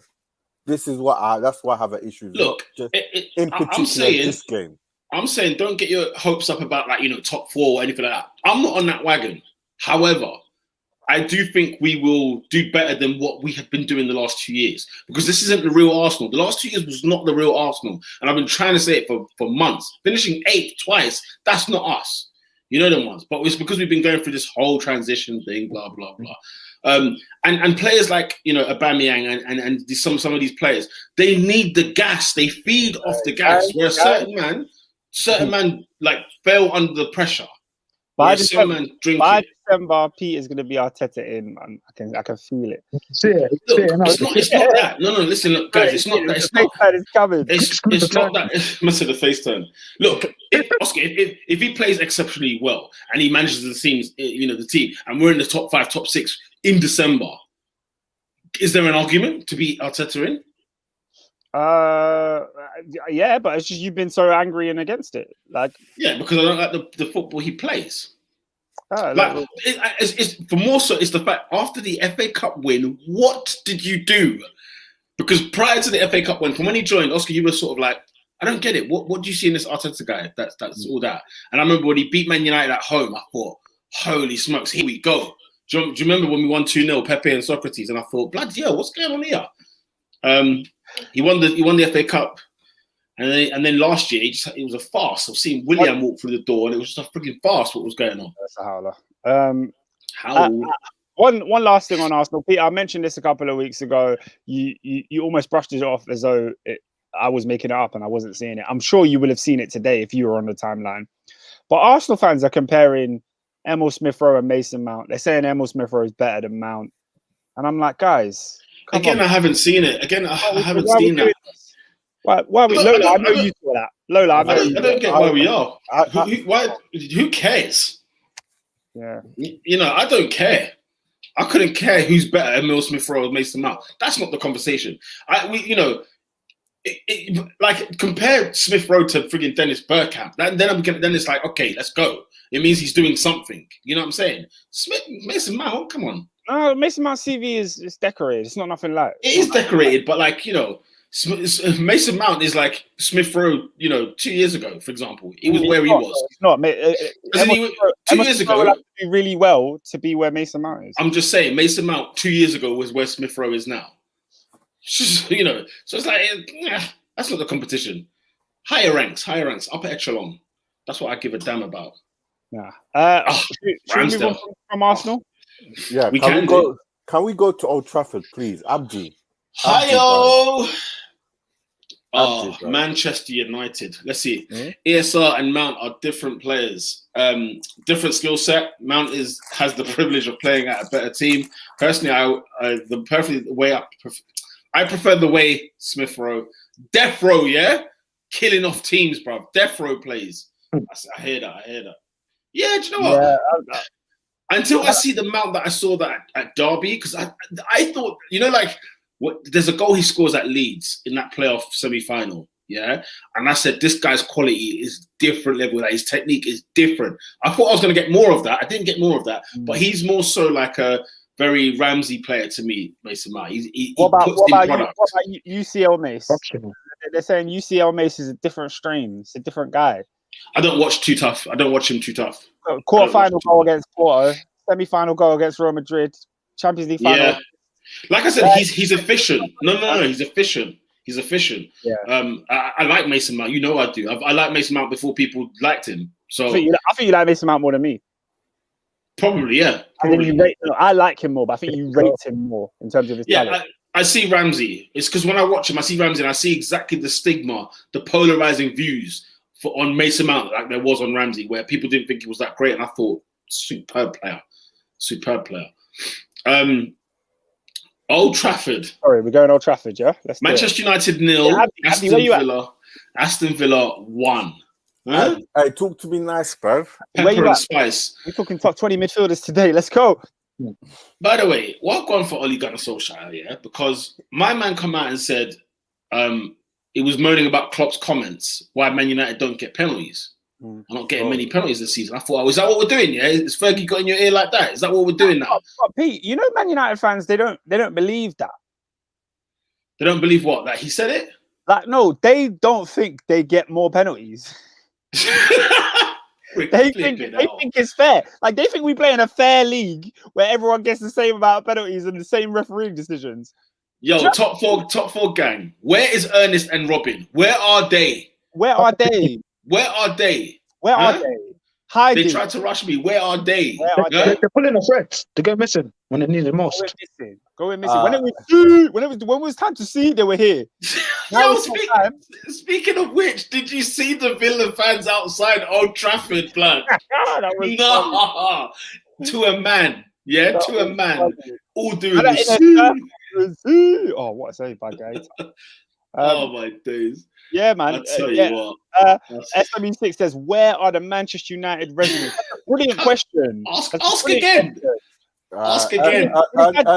Mandem, Ernest sent a message. Just check your WhatsApp group. Damn it. I've seen. Ernest has his reasons. Robin has his reasons. Everybody has their reasons. Yeah. But, they lying. It's convenient when it's back-to-back L's. It's convenient. Guys, Manchester United have lost more games this season than Arsenal. Tell them again, Oscar. Tell them again, bruv. Tell them again. Tell them again. More games this season than Arsenal. That's crazy. Claret and blue, yeah? Twice. Claret and blue. That's crazy. Now, Aston Villa's a tough game. I get it. I mean, Chelsea beat them twice in a row. But Aston Villa's still a tough game for certain teams. Oscar, you get me? Oscar, Manchester United this season have lost to Young Boys. They lost to West Ham and to Aston Villa at home. Oh come on. West Ham at home. Don't forget. West Ham at home, Aston Villa at home, and Young Utes. Huh? Listen, Mandem, listen, yeah. Man United fans, yeah. The Judge has run out, but that's run his course, bruv. It's time to get him out of here, bruv. Do you think it's run his course? It's run his course, bruv. I don't think the Judge is finished. I don't think it's finished, you know. Listen, the Judge is always available. No. He's lost 3 in a row now, right? Wait, apart from the West Ham one, he's lost away. He's lost 3 and 4. He's lost 3 and 4. 3 and 4, yeah. Wait. Abdi saying no, we haven't. That we lost 3, they lost 3. Have Arsenal lost 3 games? Yeah. Brentford 3, bro. Yeah, we lost 3 still. Oh, you lost to Brentford as well. I forgot Brentford. Still, my bad. It's a game we can forget. Abdi, it doesn't matter. My point is, yeah. So you lost the same amount of games as Arsenal then? What? What's that saying? Yeah, what's that really saying? Listen, yeah. You see the way this game was handled, yeah? You get a penalty lastminute.com. Was CR7 on the pitch? He was there. David. He was there. David, Martinez was calling him out, fam. Emi Martinez said, you take the penalty. You take the penalty. Calling Ronaldo saying, you take it, fam.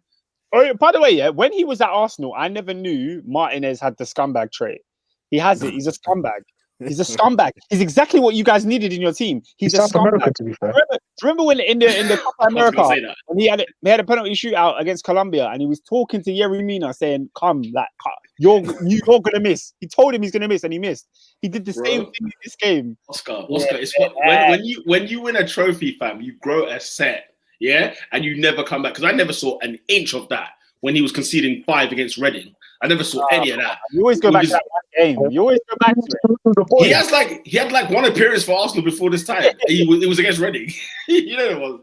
But no, even like when he won the FA Cup, the guy was in tears when he won the FA Cup. This nigga was crying. What are you talking about? So he grew a set after that FA Cup win, yeah. Tasted some cup glory. Then he won the Copa America the following year. He is drinking it in. He is in the zone. Champagne bubbling off his chest. And to think he wanted Ronaldo to take it. You know how much he's betrothing friggin' Messi at the minute, bro. This guy wants to marry him, right? I won the Copa America for him. What are you talking about? What about you? Where's your sense of pride? Huh? I can't lie. I love Emi Martinez, man. He's so great. Did he talk about Arsenal post-match? Please tell me he didn't. No, I don't think he did. I hope he didn't. Lola says, man was begging CR7 to take it, only for Bruno to miss and Martinez to do a little jig. Man goes to the United fans and starts giving it to Eddie Guerrero. Start giving it to Eddie Guerrero. I can't believe it. It was Eddie Guerrero. Man gave it the Latino heat, blood. Bro, Maguire at the Stratford end. That's so dangerous that is. Maguire, listen, Abdi. Let's get on to Abdi's comment. That last one right there, bruv. Abdi. Fred is a good player, bruv. It's not for certain games. No, He said he's City away, but when we're playing lesser teams at home, he's not needed. Still do you remember what he do does? you remember what? Do you remember? That's a decent comment. You paid Do you 50 remember? mil for certain games. Nonsense. Do you remember what I said to Lola when she mentioned Timo Werner?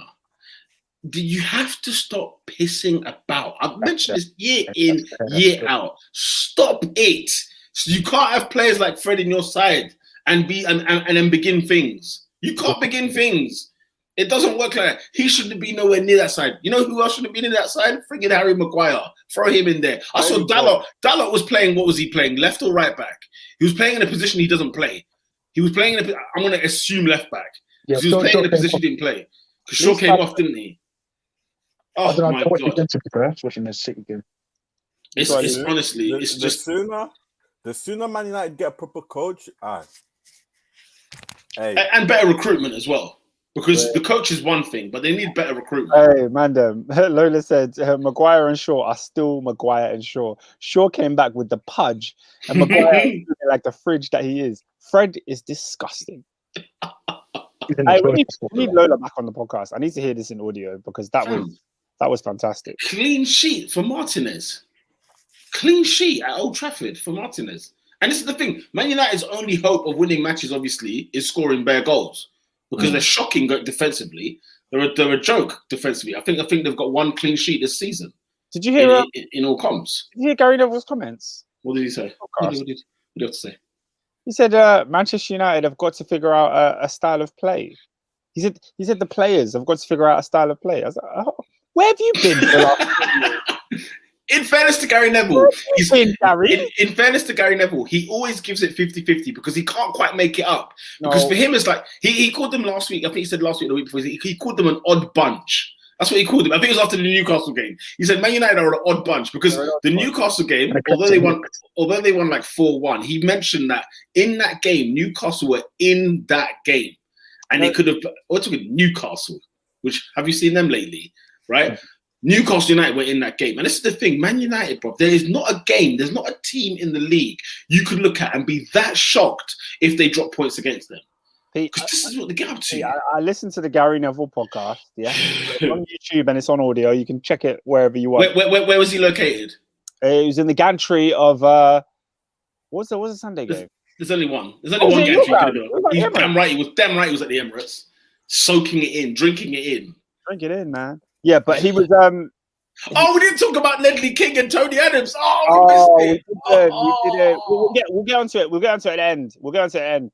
But he sounded like Robin 3 years ago. You know when? Because Robin will never say, "I'm Ollie out. Get rid of this guy." Yeah. He's saying everything around it without actually saying it, and I was like, "No." We need to bring Robin on the podcast. We need to tell him that the talent Ole Gunnar Solkjaer has at his disposal, and we need to show him the product, and then look us in the eye and says he's not Ole out at that point. Bro, it's absolutely ridiculous. That United team is stacked with talent in abundance.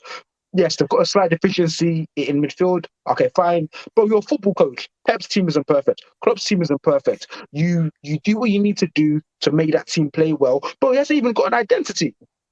Adrian. Even Frank de Boer, as awful as Frank de Boer was at Crystal Palace, you saw what he was trying to do. He just didn't get enough time. It just didn't work out. You're at Manchester United.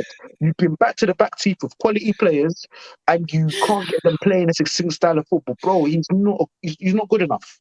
And it's as simple as that. Let's not pussy around it.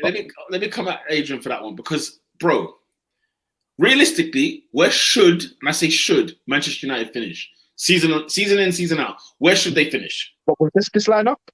Yeah. This lineup under a better manager can win the league, in my opinion. You're friggin' mental. You are mental. I disagree. You're mental. I don't think he's mental. I just disagree. How can you think they're going to win the league? This not. Aside from Fred, where's the obvious deficiency in that? Before you go, this ties into a comment that came in earlier. Abdi said, "Peter, you're laughing. 10th, you finished 8th." But that's the irrelevant part. This is the point I was going to get to. He says, "Oli is cutting out, and when we get Zidane, you man are going to be shook." I'm sorry to say this, but I think Zidane does not win the league with this team. No, he doesn't. And also, he'll be at PSG because Pochettino's making a mess of it over there. He'll be at PSG. Don't worry about that. But what's it called? Listen, Abdi. Listen, what is your hopes and dreams this season? Is to win the league title. That's not our hopes and dreams, okay? So you can't compare those apples to those oranges. Yeah. But if we're talking about Man United and we're talking about them being serious, this is a laughing stock. But also, I will say this, though, in defense of Oli, if I'm ever going to defend him, Manchester United do not finish higher than 4th in the league with this team. I don't know what you're talking about, league title. Yeah. What are you talking about, Adrian? 4th. I think the best thing is 3rd. I think it's not Oscar. It's not better than Chelsea's squad. Yeah. It's not better than Liverpool's squad, and it's not better than Man City's squad. So they're not finishing 3rd. I think the 3rd would come if one of the squad is better than Liverpool's. They finished. Squad. I mean, really? What did they bring off the bench? What? Martial? As I said, guys, Sancho on the bench. Cavani, Rashford's not even back yet. But what did I say last week? Honestly, guy. Honestly, yeah. Every week I say it. If you put a manager worth his salt, this United team should challenge for this. You're a liar, David. You're a liar. You're a frigging liar. Lying? How can they? How? Who in your right mind do you think? Yeah, with a better manager, Klopp, Pep. I don't give a damn who they are. They do not win the league with this side. The side from you see the center circle. Yeah, you see the center circle and the center spot, and you turn left to the goalkeeper. That there is the biggest problem at Manchester United. The central midfield doesn't exist. It's not a central midfield. Is it any better than the frigging Tottenham midfield that played on the weekend? Right? I don't know. Because you'd probably have. Would you not have Højbjerg in that Manchester United midfield right now? No, he's tried. So you'd rather have Fred. So you'd rather have Fred. Every Manchester United fan in the world would take Højbjerg in that midfield. Every Man United fan will take Højbjerg and Ndombele right now. They're not taking Fred. They're not taking Fred. I've already said Fred is trash, bro. No, we agree. But what I'm saying to you is someone to replace him. What I'm saying is Company ain't that much better, and Oscar is 74. So Oscar, both of them, 2 central midfielders need to buy that today, right? I look at the centre half. You can talk about Varane all you like. Get the fridge out of the frigging kitchen because it shouldn't be at Manchester United. It shouldn't be at Manchester United. And then I've got bad B Luke Shaw. Listen, you already like I said to you about this before. Luke Shaw is giving us a great season. He has, yeah. But I'm gonna go based on what I've got from him over the longer product. Who's the right back? They paid 50 million quid for the right back. Peter, is it the goalkeeper? If Roy Keane was here. If Roy Keane was here. Calm down, mate. Relax, bro. Is it fair to compare this Man United side to what is it? What's Liverpool's team under Rodgers? That team that 50. Yeah, that one. The team was there. The squad was there, but the defense was just shocking, bro. At least he challenged. They didn't win the league, and I think when me and Peter are saying they're not good enough to win the league, it's in comparison to Chelsea, City, and Liverpool of right now. I know. I've granted. Conte, who are the ones that Luis Enrique, whoever they're talking about bringing in, I don't think any of those managers win the league with this side. They're going to go and spend. They're going to spend 200 million as soon as they walk in the door. But you might be saying that because you don't know what United look like. Like at this moment in time, you don't know what Manchester United will put second last year, Adrian. Coach. Yeah, they finished second last year, Adrian. We can see. We've seen what they can do. They can beat PSG away and then lose at home to Burnley. That's Manchester United. No, but how did they do it? How did they do what? Sorry. How did they win? Counter. That's not going to win you a league title, bro. What do you think the next manager is going to go play with the possession? Because he's not either. Yeah, what are you thinking? Are you thinking that someone else can come in and make Fred play the ball well? No. I expect a better manager to minimize his Fred's disabilities and maximize what he's good at, or take him out of the side altogether. That's what I'm saying. At least, as I said, the comparison with the Liverpool team. Play to their strengths. Stop playing to doing this whatever nonsense you're doing. But Man United are playing to the strengths. That's the funny thing about it. Because they're playing on the counter. They got Ronaldo and Bruno and whatnot. When they're losing these games, bro, it's not because of team selection. It's not Ollie's picking the wrong. It's definitely not because of team selection. Yeah. Did you see Aston Villa? Did you see how many chances Aston Villa created on the? Villa deserved to win the game. Bro, let's be clear. Let's be very clear. Even though the goal was shaky warrior. Guess what? Villa's central midfield is better than Man United's. Yeah, it's better than Man United's. Yeah, because they're flipping Don that keeps playing Freddie McTominay, bro. Thank you very much. Who else? But David, Conte comes in tomorrow. He's playing Freddie McTominay. No, he's not, bro. Who's he playing? You'll figure it out. I think Yeah, he might get Matic in there. United's Achilles heel is their manager, bro. Let's call a spade a spade. I agree. Everyone's talking around it, bro. Listen, there's a pie, yeah, and there's 4 quarters in this pie. Oli is one of the quarters. The first central midfielder is the second quarter. The second central midfielder is the third quarter, and then the defender at centre half. I mean, and I could go on. The goalkeeper isn't good enough. The left back isn't good enough. The right back isn't good enough to win the league. That's harsh, man. They're not good enough. Adrian. What about Lucio suddenly not good enough? I get. What do you mean suddenly? When did I think he was? How dare you? How dare you? Listen, yeah. All right, Pete, yeah, they're not good enough.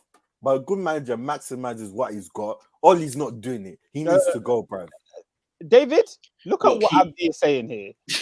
He's saying Matic or Van der Beek in the 6. Listen, all this. Listen. David, you're not allowed to walk into the Premier League with that in the midfield. You're not allowed. You're not allowed. When Liverpool got Fabinho, and Thiago and then Henderson for good measure, and then frigging Man City pull up with anything they want in that midfield. I can't even be bothered to name it. Chelsea have got Kovacic, Mount, Jorginho, Kante. Hold on a second. Wild statement. United could be challenging with the side. They should. Stop it. About winning. Stop it. No, Oscar, they can't challenge. They can't challenge. John, relax. Everyone needs to just chill. Let me talk. Let me land, bruv. What were we saying about Henderson before Klopp came, bruv? Thank you. What was we saying, David? What were we saying? Bring the proper coach the guy up. Here, this is what you do. Do that. How dare you do that? How dare you do that, David? You're better than that. You're better than that. Because when Klopp walked in, what else did he do? He got rid of the garbage, bro. And what else did he do after that? How much money Klopp spent? He brought in world class. And what I'm saying about Manchester United is, because guess what? I'll tell you what, because when Klopp walks in the door at Liverpool, he's not challenging for the title with the first Liverpool squad he had. He's not. And he's an exceptional manager. Manager. Listen to this. Neither was Oli. Since then, they've pumped money to the back. They've given this guy just the resources since then, bro. We're not judging Oli that's come through the door. How many years has it been? Two now? Okay, I've got you. Manchester United, when Ole Gunnar Solkjaer came into that side, tell me how much different it is to it now. Huh? In terms they were all good. First and foremost, they've given him £50 million for a right back, £85 million for a centre half. They've given him Champions League Duran, that they like to call him. They've given him Cristiano Ronaldo. They've £75 million on Jadon Sancho. Bro, the resources are there. You can't say Mourinho had the resources before that as well, didn't he? And he finished second, just like Ole Gunnar Solskjaer did as well, didn't he? Because didn't Mourinho have? Okay, we know that they didn't perform well, but he also had Lukaku, who everyone's ranting and raving about now. They had Alexis Sanchez, who, when he was bought from Arsenal, was Alexis Sanchez. Right? Name me other players that Mourinho had that side. He had Zlatan one time. He bought in Pogba. Now we talk about Jose. No, but I'm saying when Oli walked in the door, look what he inherited. And also, but we have to remember as well, Jurgen Klopp has a defined style. Where I can look at a player like Saul Niguez. I can say, that's a Jurgen Klopp player. I can look at a forward like Diogo Jota. I can say, you know what? His profile is similar to Salah, similar to Mane. He will do well at Liverpool. I could look at I could look at a player like Naby Keita and say, on paper, it should work. What player, ideally, can you look at that Man United side based on Oli and say, right, this player improved Man United. This is that Oli type player. This is what Oli should be doing typically. That's a very good point. That's a fantastic point. And I think you're spot on. And that's why Oli shouldn't be in the job. However, if Guardiola comes into that side, they're not challenging for the league title. When he walked into Man City, it was about 400 million quid worth of talent on that pitch at Man City. He scraped fourth in that league that season. Yeah, and Peter, he finished third in the end. What did he do? He identified the garbage. He cleared it out. Bro. But Ollie's done that. That's his job. Ollie's got rid of players and bought. Who did he get rid of? No, as in look what Adrian just mentioned that they spent. You look at all the money they spent. Wait, and they're still saying we don't know the style of play, bro. Because he's not good enough. The manager is not good enough. We're not disagreeing on that point. I'm just saying. I'm saying there's more. Oh yeah, he needs to go. We're not disagreeing there. I'm saying there are 2 pages to this story, and everyone's talking about one. You're saying if there's a better manager, they challenge for the league. Hell no. Yes. Hell no. Yes, I disagree. With that midfield and that defense, I think they challenge. And the goalie. I think, to be honest, they won't be that far off this year. But how many points do you think they'll finish off top? How many points? It's going to be 10 plus. 10 double plus. points. Double. That 12. How many should it be? Double. It should be where it is. I disagree. But that's with about this right. squad, with the attacking talent they got, minimum I'll allow you is 6. 6 points off the top place. Guys, allow me to read some comments. Some of them are making me sick. But Boss That Ender says, man for man, United are better than Liverpool, but they're still underperforming. It boils down to the gaffer. Abdi says we're better than Chelsea and Liverpool squad-wise. I think that's disgraceful.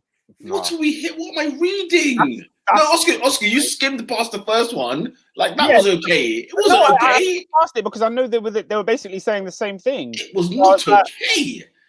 Abdi and Boss That Ender think that United squad is good enough. Like, it's better than Liverpool's apparently. This is hilarious. SW6 says, no, Man United should be challenging. The squad is there. It's rare a team has a perfect 11. SW6, we're not talking perfect. Look at the Chelsea sides you have gone with challenging for the league title. Man United couldn't piss on them. United couldn't piss on them. That same Chelsea team, we just spent 20 minutes trying to defend Rudiger, a player you don't rate. You don't rate Christensen. You didn't rate Edouard Mendy before you came through the door. What's happened? These players have been coached to maximize what they're good at, minimize what they're bad at. Wait, do you think they're challenging for the league? Who? Chelsea. Chelsea challenging for the league. Okay. No, remember I said they'll finish third just because of their inconsistency. Yeah, but I think we'll challenge though. How many points do you think you finish off top? In your opinion? 5? Yeah. I think we'll be right there to the end. But I don't think we'll win it. Lola says, I can't lie, a good or even a competent manager doesn't stick with Fred and McTominay. I think they play Van der Beek. To be honest, a good manager gets a midfielder in the summer. I can't lie, I would rather play Harry Kane in the 6th than Van der Beek. I don't understand him just sitting there. And then you've got Pogba and Bruno running off, gallivanting, doing whatever they want. Nah, man, that's never going to work for me. This counter-attacking football is hilarious to me. It is hilarious to me. Bruv, that's all he knows, bruv. I don't know what all these things Him and Nuno just on the till, fam. Just counter. That's what they care. Sorry, last few comments on United, because obviously we want to move on. Lola said, my points aren't about winning the Prem, but they'd be better with Van der Beek. Abdi says, Peter, allow it. Ollie has changed our team, made us competitive, given us the best squad in 10 years. Oh my God. This is a disgraceful comment, Abdi. Look what he walked in the door with. He had Lukaku, he had Sanchez, he had obviously he still has. I would love to know how old Abdi is, because this might be the best Man United he's seen if he's that young. That's the best Man United you've seen. Yeah, but Pete, like Man United ain't been good since 13. Van Gaal's Man United's better than this. Because at least every piece of the puzzle was filled. They could defend, for goodness sake. And they could defend. Yeah. He's 21. No, there's no excuse. You're 21. You're 21. Oscar, he was born in 2000. That is peak. I don't care. To be fair, he's football consciousness. How old are you football conscious, realistically? What, 10? I'd say 6, 7. No. Come, Peter. 6, 7. You're not analysing formations and that. Oh no. Okay. I didn't know that. I thought you said football conscious. I'm just saying. Like our World Cup '98 is like in my brain, and I was 8. Yeah, that was in my brain. We won the double. That's in my brain. Did England play them? You don't know. 4-4-2. It was bog standard back then. It was not. The man were playing sweeper. 21, bruv. Lola says, I get AD's point because purely on counter-attack football, Sancho isn't a good fit. He's a combination player. The main point is, well, he's dead. Sancho's not explosive. Facts. Yeah. Bro, do you know what? Yeah, this is the thing. It's a bit of a mess transfer window-wise with Man United, and always has been year on, year out, because it's a shopping trolley, and then it's like, okay, now what do we do with it? And then it's like, okay, let's resort to counter. Let's resort to this. And it's like, I don't know. Peter, our back four was Valencia, Lindelof, Smalling, and Young. Hey, you've got me on that one. You've got me on that one. That is a shocking back four. But guess what? Did that back four win the Europa League? And the thing about it is, they won trophies. Yeah. When Lindelof first came to United, he was god awful. We're talking about the Mike Smalling era, yeah? The Mike Smalling. Oscar, Van Gaal won trophies. Mourinho won trophies. Oli has won Nish, and he's been there since what year? 2018, 19? What year was he there? At least. Man goes up to Cardiff and wins 5-0, and it's like... Last thing on United, SW6 says, the moment you sign Ronaldo, I have to judge you differently. Joy, I hear it. I definitely understand where people who are saying Man United should be challenging, I definitely hear it when Ronaldo's in the picture. Because if he's in the picture, you're saying he's not challenging. What the flip are we doing here, right? But it's because, you know what? Ronaldo wants to score 20 goals, 30 goals, 50 goals. But look what he's got behind him. He's got nothing behind him. Oh, dear. But we want to talk Liverpool, and AD needs to go. Listen, bro, man's posted. You're here, yeah? Do you want to switch it? You can switch it now, and then we'll come back to you for Liverpool. You can switch to it now. But Oscar, just go through the comments in the meantime while we get on to Liverpool. There's actually no more comments. I went through all of them. Oh, there's nothing left.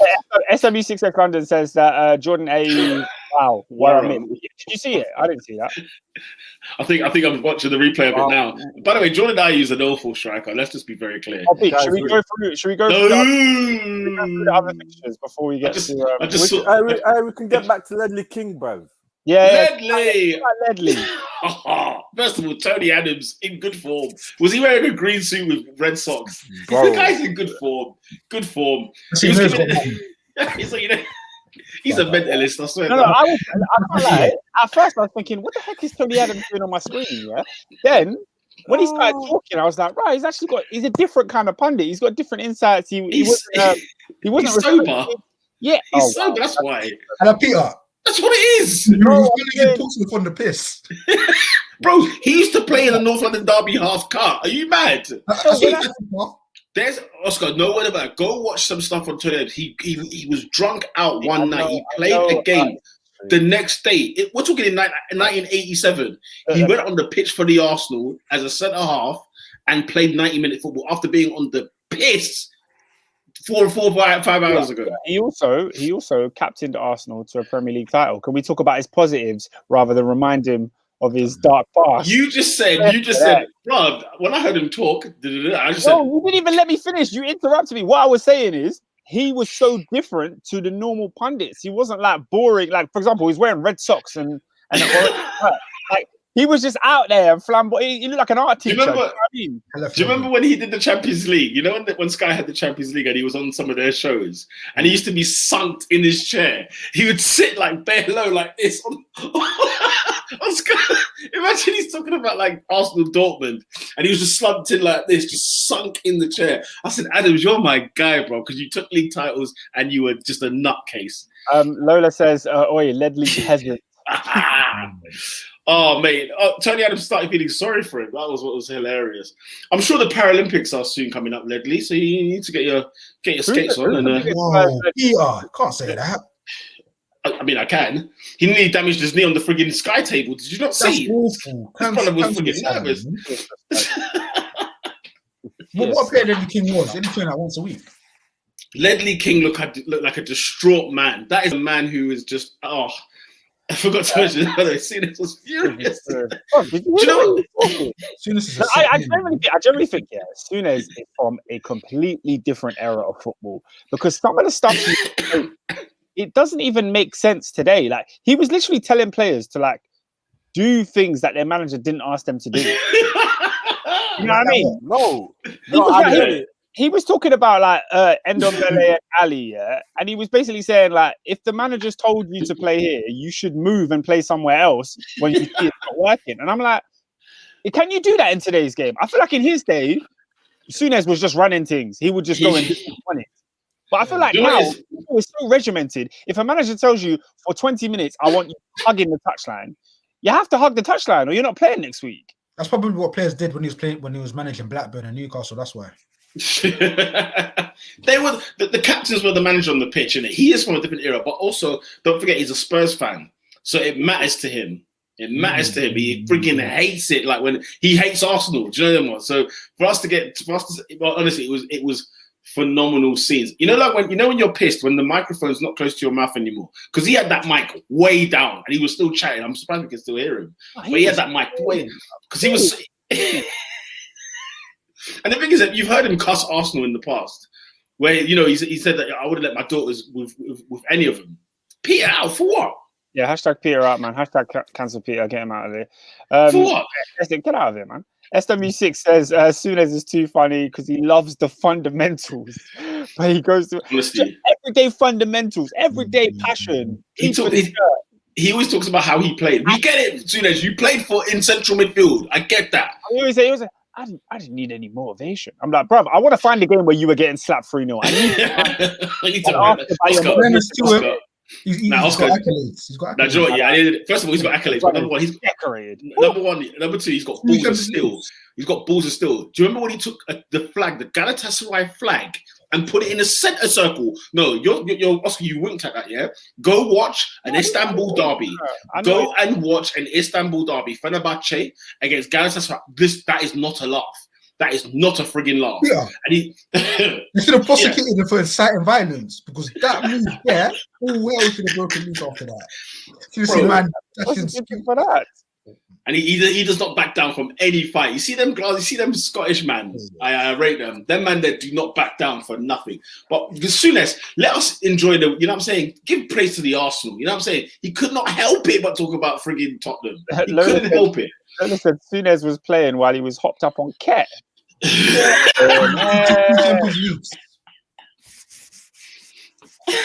That's mad. Listen, bro, he played for Liverpool in the 80s, man. He's earned his stripes. That was an era. Alan Hansen, Souness, Martin Lawrence, Lawrenson, Kennedy, friggin' Dalglish. I hate to play this time. That man were playing with no back passes in that. There was not a back pass in sight, fam. Bruv, no shin pads. Was there even shin pads, bro? Was there offsides in these? Do you think the goalies had gloves? You must be friggin' mad. So they're playing with half backs and fly halves and inside forwards. No wonder why Grubler was a nutcase. Big thing. When did the offside rule get introduced? I don't know. That's a Google Central. Yeah, let's talk about Brentford, Liverpool. Since we are on Souness, former Liverpool. We got a comment. Abdi says Liverpool drew 3-3 to a championship side, yet United hold more coins. Shut up, man. Bro, you lost, fam.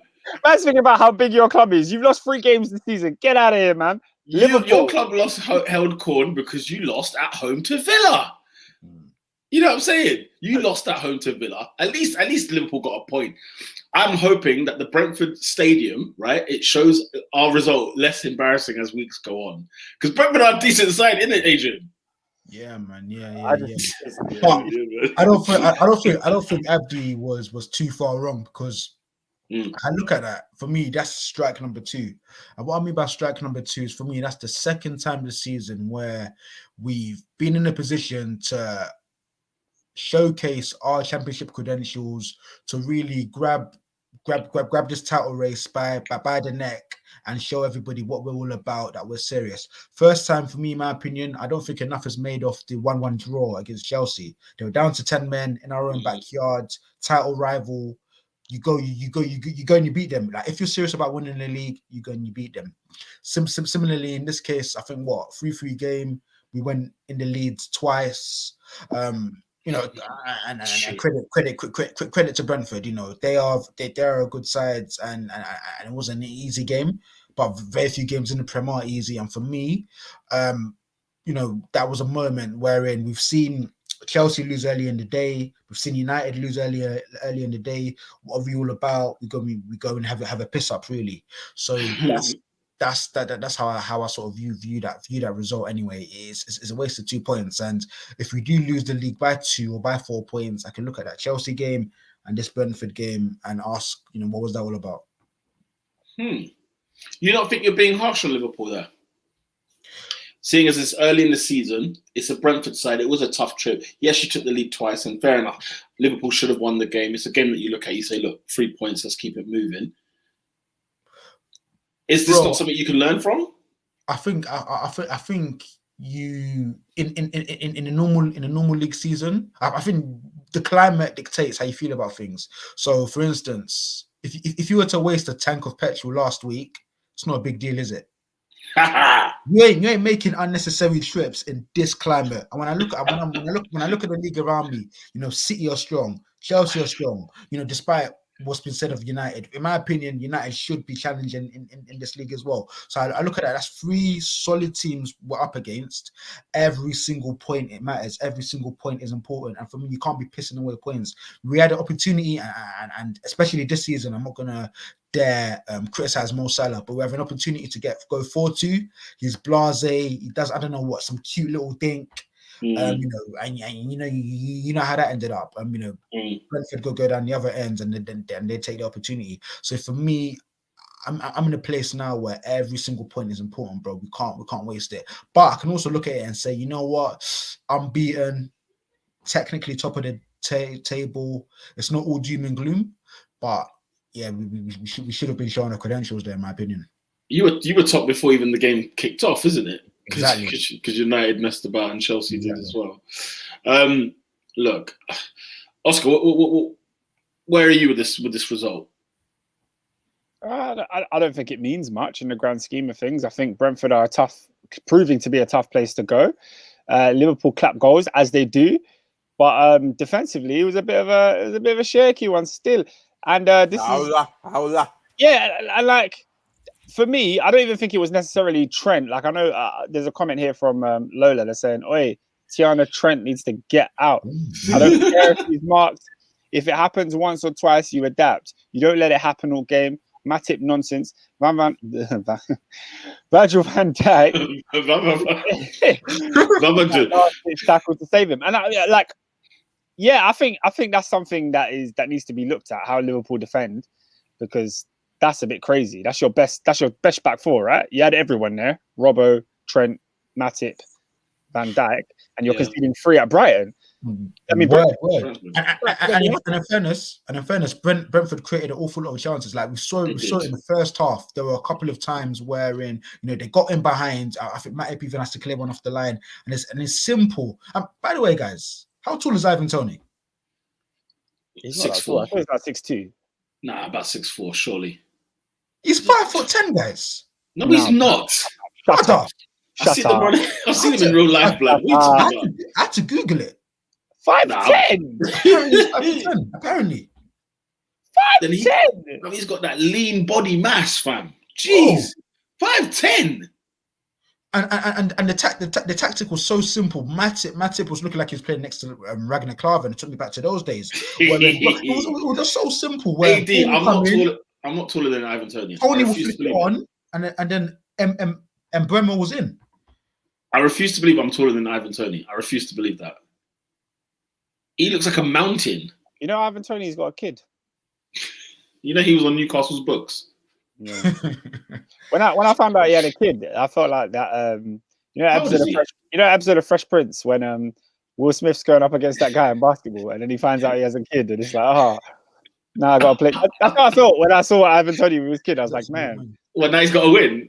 Now he's got to win. Now he's got he's got mouths to feed. He needs to humble himself, but he's chatting too much lately. I don't like it. His performances like that. No, with performances like that, he can say all he wants. Look, he is performing. He's a Premier League striker.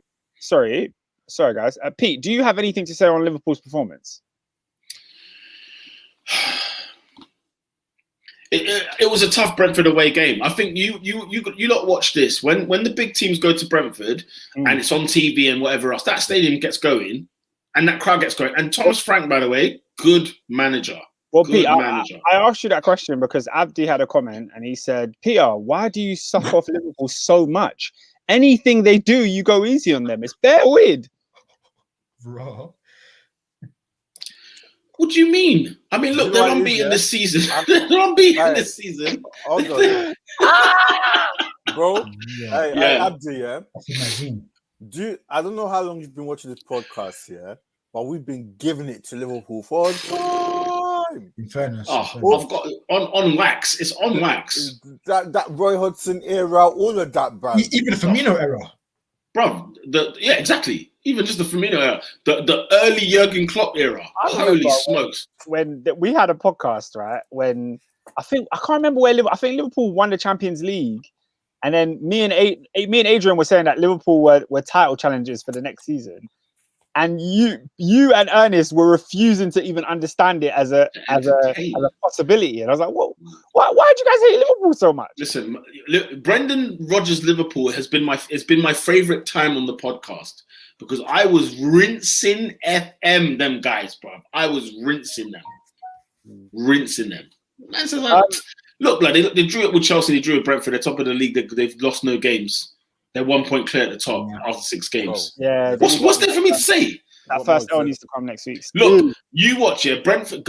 When Chelsea go there, Man United ain't gonna win up there. When everyone goes to Brentford to the community stadium, don't say everyone. Don't say we're going there collecting free. Don't say that. I said it'll be tough. In fairness, as much as we wax lyrical, don't get me wrong. They gave us a game.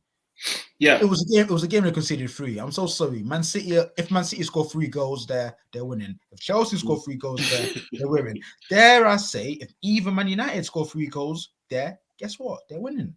So United could draw 3-3. United have a 3-3 in there. Yeah. They've got a 3-3 in them. What game was it that they lost 4-0 at Goodison one year and they lost 3-0 or 3-1 at Brighton? Them performances are coming. They're coming. You know what I'm saying? Whereas, I don't think Chelsea could score 3 over there. We definitely could. If you do, then you win the game. It's coming up soon. I just bought a ticket for it. It's coming up soon. Is it what? Brentford away? Yeah, Brentford away. Yeah. Sit on the coloured seats. Oscar, try the lamb shawarma. Delicious. Absolutely delicious. You got money. Were you buying food in football stadiums? Yeah, that's crazy.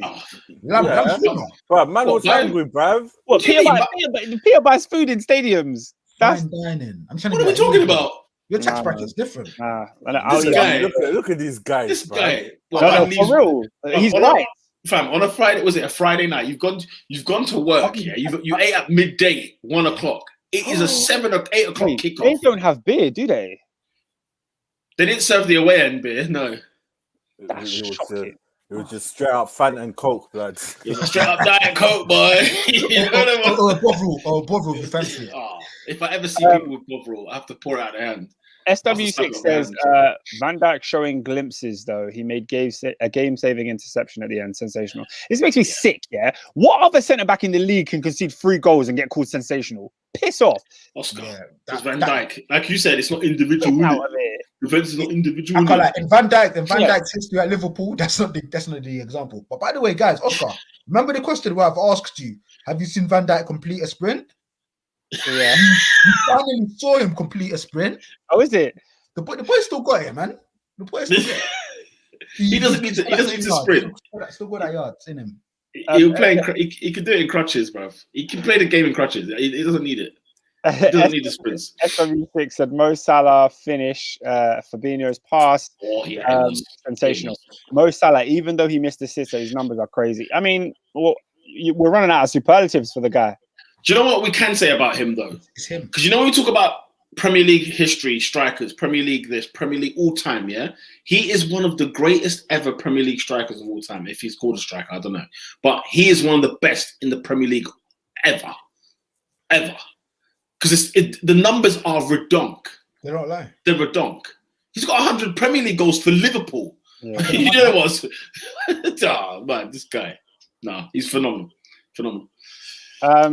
Boss that Ender says, Oscar, show my Salah tribute. No, because last year you were slandering Salah. So No. Yeah, I don't think you're allowed. To be fair, Yeah, man. This guy was giving Salah the business. No, listen. You buy Bitcoin when you buy Bitcoin. Some man bought Bitcoin in 2014. Other man bought it when it was too little, too late. Like he's membership. It's funny. No, he said more Mo Salah prop, 100 Premier League goals in 151 games. Absolute legend. Yeah, this is what we were saying to you last year. Oh dear. Oh dear. Oh. There's been a goal at Selhurst, and there's even fans on the pitch. There's not a steward in sight. This fan is amongst the players. He's even gone back to his seat. Oh, Vieira, devastation. Oh, Vieira. Equalised at the death. Oh, devastation. 94th minute. Brian won. Nah, 1-1. They've equalised. They've equalised, yeah. Yeah, it's a naughty goal drop. It's a lovely touch. One touch football. Oh, that is ridiculous. I don't know who sends the first ball, but somebody has a one touch, yeah? Oh, Mopai is a scumbag. You know his celebration is a scumbag. He's a nasty piece of work. Yeah, he's a hero. He is a nasty piece of work. Oh, it's lovely. He's a good footballer. It's a good finish. It's a good finish. Oh my days. Did you know Brighton's shot conversion rate is less than last season? That's weird. I hate this, you know. Oh, there's flares and all sorts, blood. Mopai's a scumbag, man. This guy, he's still everything. If I was a Palace fan, I'd be fuming. Oh my gosh, I'd be fuming. A Brighton fan ran onto the pitch, celebrated with the Brighton players, and went back to his seat. How is that? How the steward not got this? It was in the melee, chilling in the melee. Don't worry, that fine's gonna be strong. That's a stadium ban. Don't worry about that. I'm giving Mopai words now. Yeah. Yeah, but anyway, of course you can put money on that. Those two full time. Time is fast spent. Time has ever spent. Okay, let's talk about the rest of the games. Obviously, Palace won, Brighton and Hove Albion won the M23 derby, ladies and gentlemen, and there's still more afters after the final whistle. What else? Where should we go? Watford won, Newcastle United won. Meaty performance. Hey. Murphy's last minute. Minute. Yeah. Oh, that was a howler. The freaking howler. Leicester City 2, Burnley 2.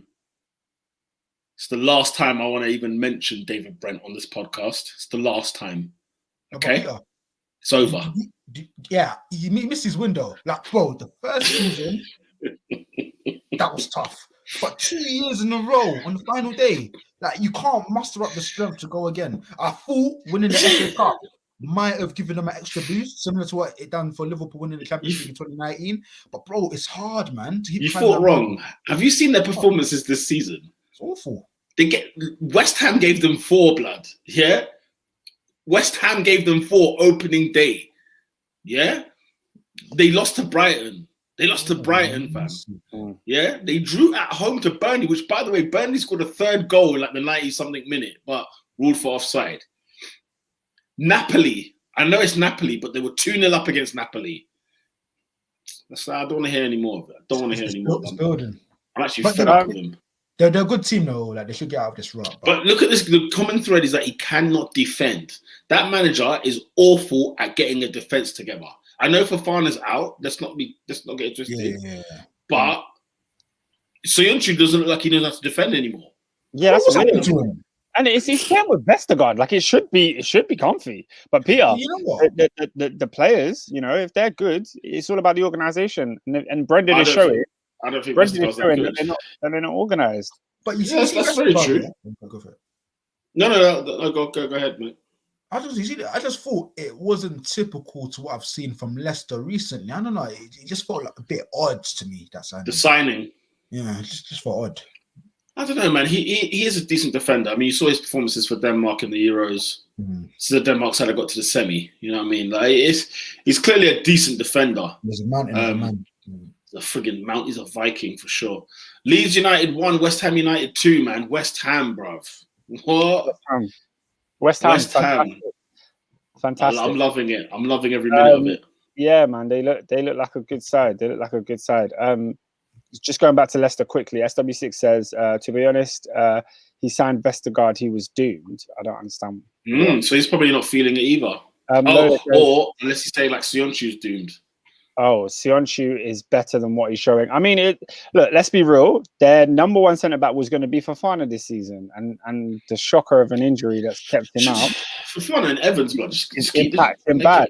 Yeah, but sorry, what was the last fixture you said? Leeds. Leeds against West Ham.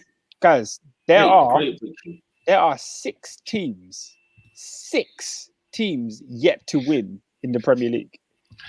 Oscar, on that note, I want to pull up Gary Neville, because Gary Neville come out and said, this is the best league we've had. This is the best start to the league the Premier League has ever had. And I said, bro, there are some whipping boys in this league, okay? And that's never a good thing. I agree with Gary. I've been thoroughly entertained every single weekend. Maybe it's because the fans are back. I don't know, but I've been enjoying. I've watched Match of the Day every week, bro. I've watched Match of the Day every single week. That's crazy. It's entertaining. That's for damn sure. It's definitely entertaining. There are 6 teams in the Prem without a win. I don't know if the league is crap or competitive. Yeah, similar. I think it's competitive. Adrian wanted to name the teams. At rock bottom, we have Norwich. No wins, no draws. They're already gone. They're down. They're relegated. Genuinely awful side. So they're relegated now. That is an easy game, by the way. No, in 6 games we can say they're relegated now. Yeah, it's not looking good for them, man. Although they did look good in midweek against Liverpool, they did all right, you know. Oscar, they've had to bring in GCSE students out there. In the League Cup game. Now I thought they did all right. You mean the game they lost 3-0? It was a flaming penalty. Yeah. If penalty save, I think that would have been a different game. But anyway, the other team are Burnley, who is not really surprising. Leeds United. Leeds. Newcastle United yet to win a game. Southampton yet to win a game. Stop there. What did I say at the start of this season? And you lot came to me and said, nah, Peter, allow that, man. Allow that. What did you say? Why does Hasenhüttl get away with these? Why is he getting away with this? Oscar, he lost at home to Bruno Lage's Wolves, who hadn't won a game either. So we could have had 7 teams. We could have been looking at 7 teams. Peter, do you know why he gets away with it? Why? It's because you have a result like last week at the Etihad where he takes Man City to the limit. And come on, Peter. You have to love the game. There must be something here. You gotta love the game. He always gave you a carrot. He gives you great moments of football, like when he beat Jurgen Klopp's Liverpool and he fell down to his knees, and then he loses 9-0 the same season. I'm glad you brought it up. He's excellent. Adrian, refresh my memory. When did Liverpool lose to Southampton and he cried? When was this? When was that game? November 2020. Do you know how many games he's won since that fixture? Do you know how many games he's won since that fixture? How many? He's won 4 games since that fixture. Piss off, all of you. Look, piss off, all of you. You're letting the game away with money. This is a guy who's lost 9-0 twice. Yeah, that's a sackable offense. Brother. Don't give a damn. Listen, Took Southampton's board. I'm furious. No. Because when I spoke, when I said, "Why is he getting away with it?" Oh, Peter, man. I was getting Peter, man. Somebody needs to fact check that. There's no way they've won 4 games. Oscar, they won 4 games. Do you know where I heard this? First of all, I heard it on the Totally Football show, and then I heard it again on the friggin' TalkSport friggin' app. How's he won 4 games? No. The way TalkSport bigs up that app, it's got to be real. They pumped so much money into that. Oh, they pumped hella money into it. Adrian loves TalkSport, man. Oscar. No, I need you to. O'Hara. You don't make me. Someone needs to answer my question. Someone needs to answer my question. Why does he get away with this? He's won 4 games since he beat Liverpool. Why is he getting away? He's lost 9-0 twice. No friggin' way. No friggin' way. What? Because he's Austrian and he came from RB Leipzig and we want to get all continental. No, bun that. Because if this was Dean Smith, if it was Scotty Parker, if it was anyone, name any of them, right? We would not be having this. And have you watched Southampton play football? Do you know how many games in a row James Ward-Prowse has played for Southampton? How many Premier League games in a row he's played for Southampton? Like 72 by now. Well, he's never missed a game. He's played 101 Premier League games in a row. in a row. That man has gone to the. He's on because I think he got injured or he cramped up in against Wolves, and it was like this poor sod has been carrying this side for God knows how long. You think that's impressive? Inaki Williams of Athletic Bilbao. How many games have he played? Inaki Williams, jeez, 200 slavery in a row. Oh my God, that is walking distance league. That is walking distance league. Surely 200 games, and he's never bagged goals, has he? He's never been someone that you can say, yeah, we need to go and get him. We need to go and get him. Mm. No, Southampton guys, this is a joke thing, and Van are just letting it happen. Don't worry. When they go down, I'll be like, yeah, you're damn right you went down. Bruno Lage has gone over there and scored. Raul Jimenez. Did you see Raul Jimenez's goal? Man, I get twine. It was unbelievable. Should we move on to the awards? Oscar, Everton 2-0 beating Norwich City. Just want to put some respect on the RAF. We spoke on Norwich. But yeah, we did speak on Norwich. And yes, we did indeed. Okay, to the awards. Team of the week? I'll let you decide. Team of the week. It's got to be between the Arsenal and Man City, mate. Actually, maybe Villa. Maybe Arsenal, City. I think it's got to be Arsenal because of the domination, the penetration. Yeah, I know. Tottenham Hotspur were god awful. They were absolutely rubbish. I think it's Arsenal, man. I think City would have been a great shout. Boslak Anderson, West Ham had a good win. West Ham was a good win. I think it's Arsenal there. I think everyone was sort of taken away by that performance. If you're leaving before half time, if you're leaving the game before half time, the opposition have done something. Big game, man. Big game. Should we vote? I'm going Arsenal. What are you lot saying? To the arse. Adrian? Going Arsenal. Yeah, David? Ooh. Full House. Full House. It's been a long time since we've heard Full House. Especially for the Arsenal. Lovely boys. Of the week. Player of the week. Ooh, tasty. My answer is sentimental, and I don't care what anyone says. The player of the week is Raul Jimenez. He came back. He's been playing for a long, long time with that head wrap on his head, and it's not really been going well for him. It's not really been going well for Wolves, to be honest. But he got them a win away from home, scoring a fantastic goal, and it just felt so good to see. So, yeah, that's my... That's a good one, man. That's a good one, I must admit. Player of the week, guys. I can't decide. Well, who's in your mind? Saka or Smith Rowe. Smith Rowe. Abdi says Bernardo. I mean, the way Henry's analysis on Bernardo Silva today, flipping hell. I didn't realize Bernardo was even doing all that work. He done. It wasn't Rodri in them. It was the front. It was Bernardo in them, man. That won them the game. Big up Bernardo Silva. Man. He was cold. They were bloody good. What's my man's name? Jamie Vardy scored 3 goals. How many are legal? Jamie Vardy. I'm going with ESR personally. Was it ever going to be anything else, Lola? Was it? Yeah. No, I'm gonna go. It would have been Saka, the other one. No death row, bro. Yeah, it would have been Saka. Okay, so you've gone Emil Smith Rowe. I'm saying Raul Jimenez. AD, where you going? Now, I really thought, Tony had a proper centre forward performance, even though he didn't score. But for me, the reason why I want to go for Bernardo is because I don't think I've seen him since that Liverpool City Classic over at the Etihad, wherein it's like, bro, I was like, and this guy is someone who seemed to he's always been like quite a peripheral figure at City, but bro, his intensity, his intelligence, picking his moments, and he played such a pivotal role. So although he didn't necessarily score, just his impacts on that game and the way he suffocated Chelsea, and he didn't allow them to play. In a big game, that's a title game. So I'm going for Bernardo Silva, man. I thought it was incredible. That's a very good point. David, this is a player who wants to leave. Who is your pick for player of the week? I'm going to give it to Raul Jimenez. His goals are banging. And Raul wins it. Raul wins it. Big up, man. Interesting, because I was gonna. that was going to be my goal of the week. Was Raul Jimenez. Well, since we're on goal of the week, my goal of the week is Rafinha.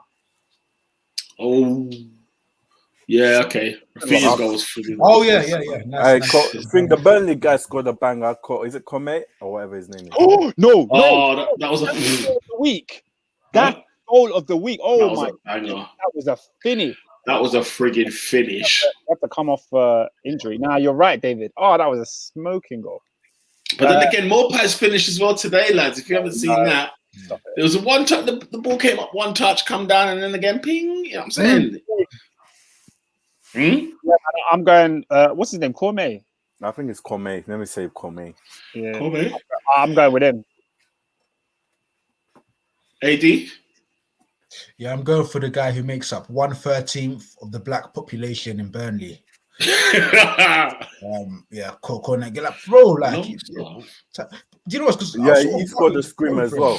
Longstaff. Why don't I remember Longstaff's goal? Watford, he pinged one in the thing, cuz. Oh, the bin. Yeah. He pinged. Man said corner is blacking up Burnley. Yeah, are we going for? Is it Cornell or Come? I don't know, bro. I think it's with the N. Yeah, my man. Yep, saying the black hue at Burnley. Let's put it that way. The black French. Well, by the way, guys, when was the last time Burnley's bought a black player? Do you think there's any in Lancashire? Aaron Lennon. Do you think there's a black guy in Lancashire? Come on, man. No, good shot. Not since the days of JJ Okocha. What about Foreign? Over the stadium. That was outrageous. What about what? Who? Foreign. Who? Foreign Foreign. Oh, a foreign player at Burnley. Black or white? Where's McNeil from? I thought he was like New Zealand or something like that. Why did I think that? I think he's a Manc, you know. Is he a Manc? I think he was in Manchester's academy. Oh, of course he was. I could be wrong though. Dwight McNeil. Let's see. I thought for some reason, I don't know why I thought he had like a foreign background. But he probably does not. Says he's an English footballer from Rochdale. Rochdale, that's from Rochdale. All right. Have we decided on goal of the week? I'm going with Cornet. Yeah, Cornet is. Yeah, for me, Cornet. Fantastic. We saw how happy Lennon was anyway. David? Yes. Who is not that guy? Bob, I don't have anyone this week, you know. You're a liar. You're a liar. You're a friggin' liar. Hey, David? Oh, by the way, before you jump on there, in terms of Burnley, you won't believe who used to play for Burnley. In fact, he ended his career at Burnley. Former Arsenal player ended his career at Burnley. What position?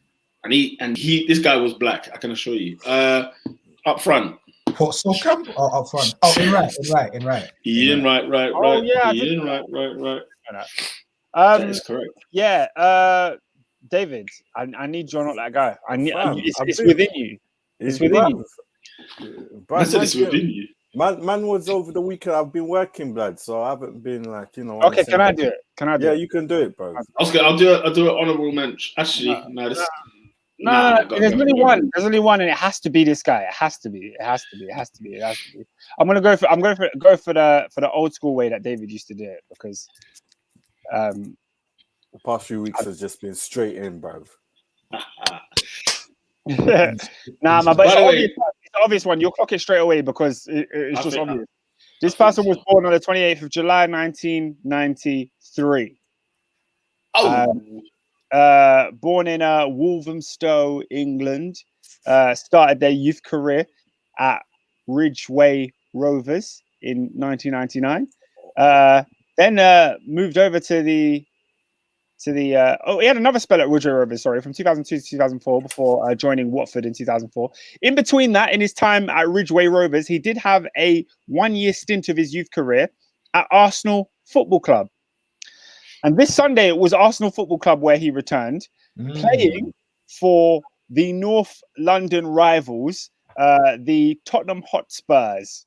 And this guy has scored 166 goals for that club in 247 appearances. He is the all-time top goal scorer in North London derbies. But this North London derby was not like his other performances. This North London derby, he was anonymous.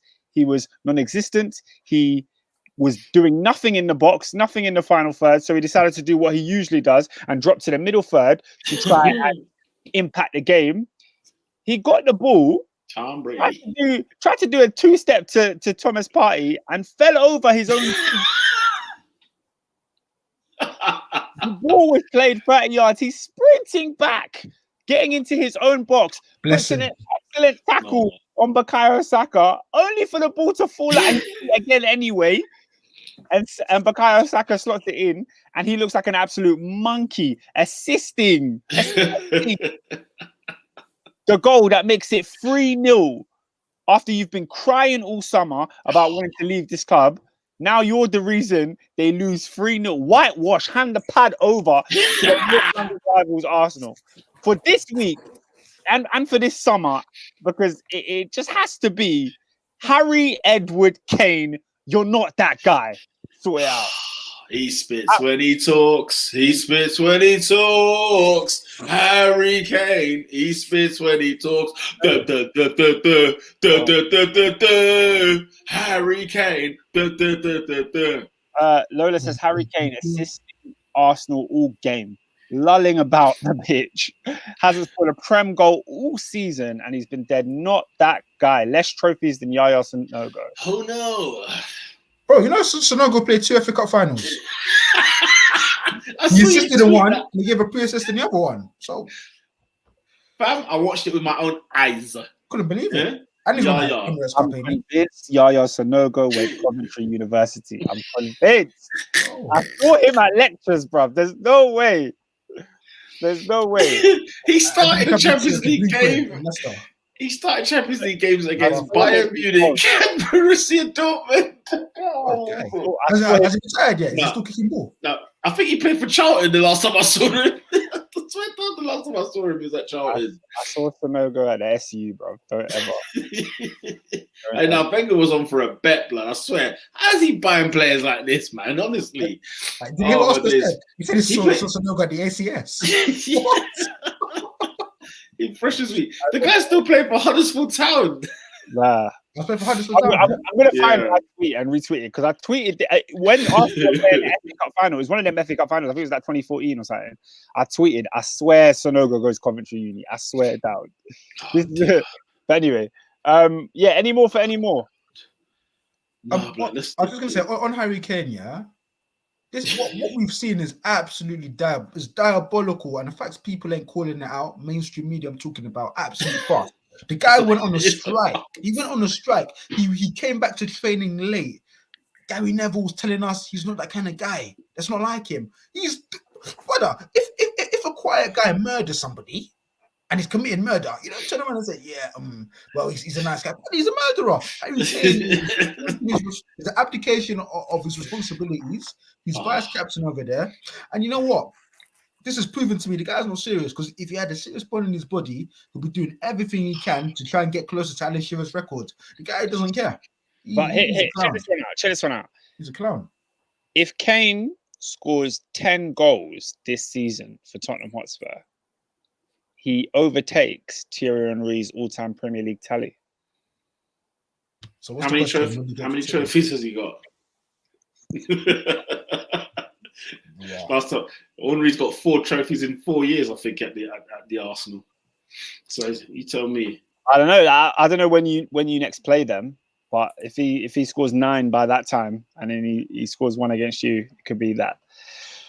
But yeah, hey, David, bruv, are we there, fam? Are we at the Tottenham Hotspur Stadium when we beat that lot again? Bruv, bring me in, bruv. Hey! Robinho says, lads, hope the show was good. Sorry I couldn't make it. By the way, people that are not that guy, Bruno for his Apollo space mission penalty. Blood. Fair play. That's a very good one. Ollie for his persistence on McFred. Tuchel for parking. And Kane shaking my head. Yeah, no Kai Havertz, Oscar. You have to, you know. Oh, no. Kai Havertz is the best on earth. Lola O said, Kane can score all he wants. If it leads to less trophies than Sanogo, I don't care. That was a bet, fam. That was a bet. Quickly, the big games for the next weekend. I'm praying, Rafa Benitez. Do your job properly. I'm praying. Do you know why, Oscar? You're looking at me sus. Adrian, you're looking at me sus. 12:30 on BT Sport. It's Manchester United versus Everton. Come on, you toffees. Come on. Where? At Old Trafford. Oh, yeah, that's comfy. Oscar, you'd be more comfy if they were away? Would you be less comfy if they were away? Yeah, away, it's harder to win away, right? I mean, they're unbeaten for like 2 years away. Yeah. You'd rather be a better away. Yeah, they're better away. You're right. You know, I want to see this because there could be some. Everton won't go all guns blazing because that will suit Man United. Come on, Everton. Come on. How will Everton go? Everton will say, "You have the ball." What are you joking? Have you forgotten the Benitez versus Mourinho days? Have you forgotten those days? No, you have the ball. No, you have the ball. No, you have the ball. And a dead 1-0 or 1-1 or 0-0 game. Dross, absolute dross. Nah, mate. What do we think? Man United, Everton. Everton. Is DCL back? Is it Dominic Calvert time? I don't know. Oh, talk to me. Bro, Man United are beating them. I don't know. I'm going United, but if Damari Gray sources on Sancho's home pitch, Oscar, Andros Townsend with the bend, with the bend. Box fresh cut. In the vein, please. Random. I can see the tweets now. How much did Damari Gray cost? What, 2 million? Something like that. Townsend on a free. They're instrumental in Everton victory, and Jadon Sancho does naffle. You can see the agenda now. They call him San Cholesterol, all of that stuff. You're gonna be like, United spent 75 million on this when Townsend came on a free. Did you say San Cholesterol? I didn't say that. These names, bro, they're killing my guys. Do you remember that video?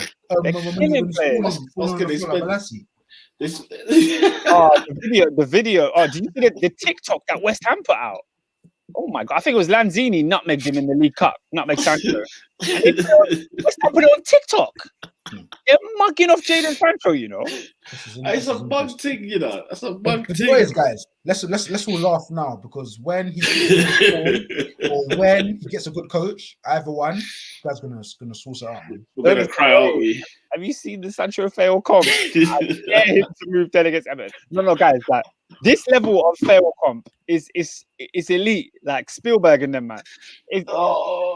Sancho failing. I didn't know I needed it. No, genuinely. Oscar told me he was good on the right. I said his best positions on the left. Look what they've got there. Look how stacked it is there. Because I said to you, where would he play? You said he can play on the right. He's done it for Dortmund. I said, he can play on the right. That's what I said. He's a left winger. Bro, but look at the left wing. It's freaking stacked over there. There's bare groceries on the left wing. Man United in the mud? Bring that.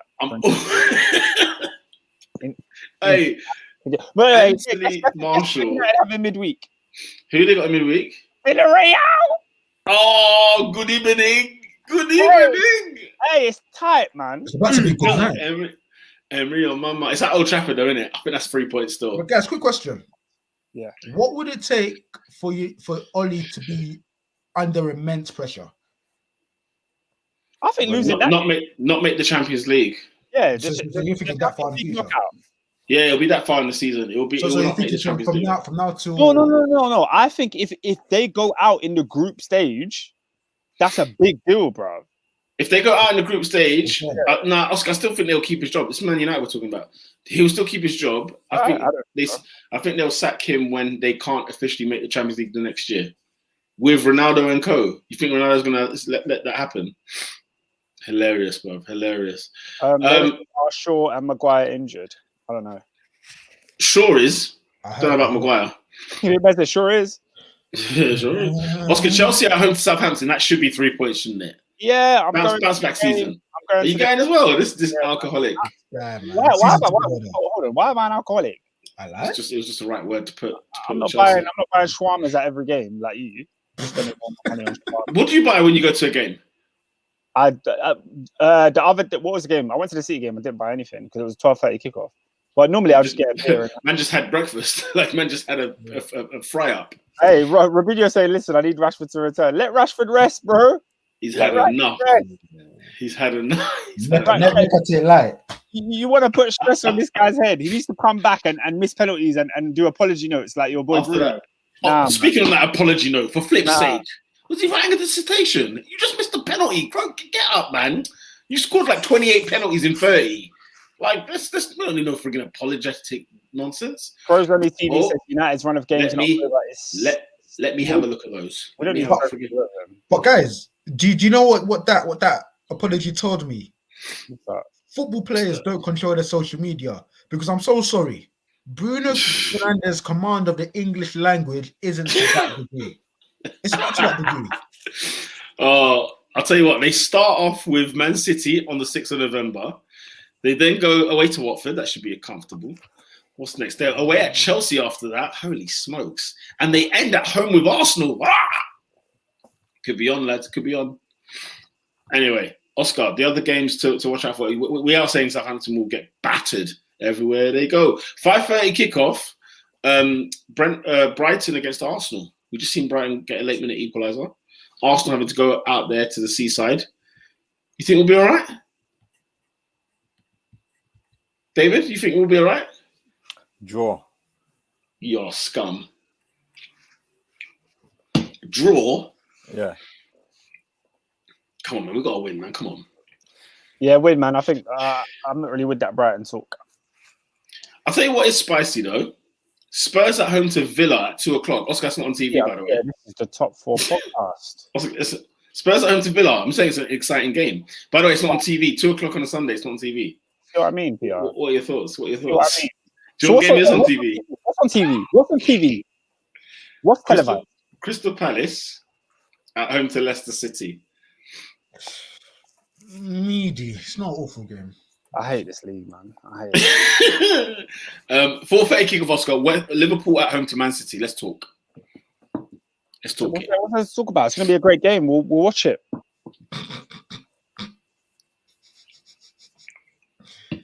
All right, then. Nah, I mean, we've been talking for 2.5 hours. Yeah, fair enough. What do you want from me?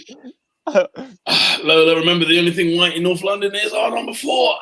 Lovely jubbly. All right, then. People, that sums up the Top 4 podcast. Make sure you share, like, and subscribe. And follow us at Top 4 Podcast on the Twitter, on the Instagram, YouTube, SoundCloud. Oh, Robinho, when you beat the scum, I'm drinking nice. That's what I'm saying. I'm drinking nice. Yeah. Yes, make sure you check us out every Monday, live, 8 p.m. What are you saying, AD? Yeah, but obviously, like, you can have a cocktail, but it's like you've downed the whole Grey Goose to yourself. You know what I mean? It's only a game. Listen, right, it's just a little young Gunnar's water. That's all it is. That's all it is. Water. Are you sure? Ask Britta. Ask Britta. Yeah, Oscar wants to recline, boy. I want to catch the end of this Thierry Henry on Monday Night Football. Saucy things. Nah, I'm finished. Finished. Yes, every Monday, make sure you check us out. We will be back next Monday, 8 p.m. Tell a friend to tell a friend. Make sure to Make sure to like the video. Like it, baby. With that said, people, we are out. North London is red. Shake it off.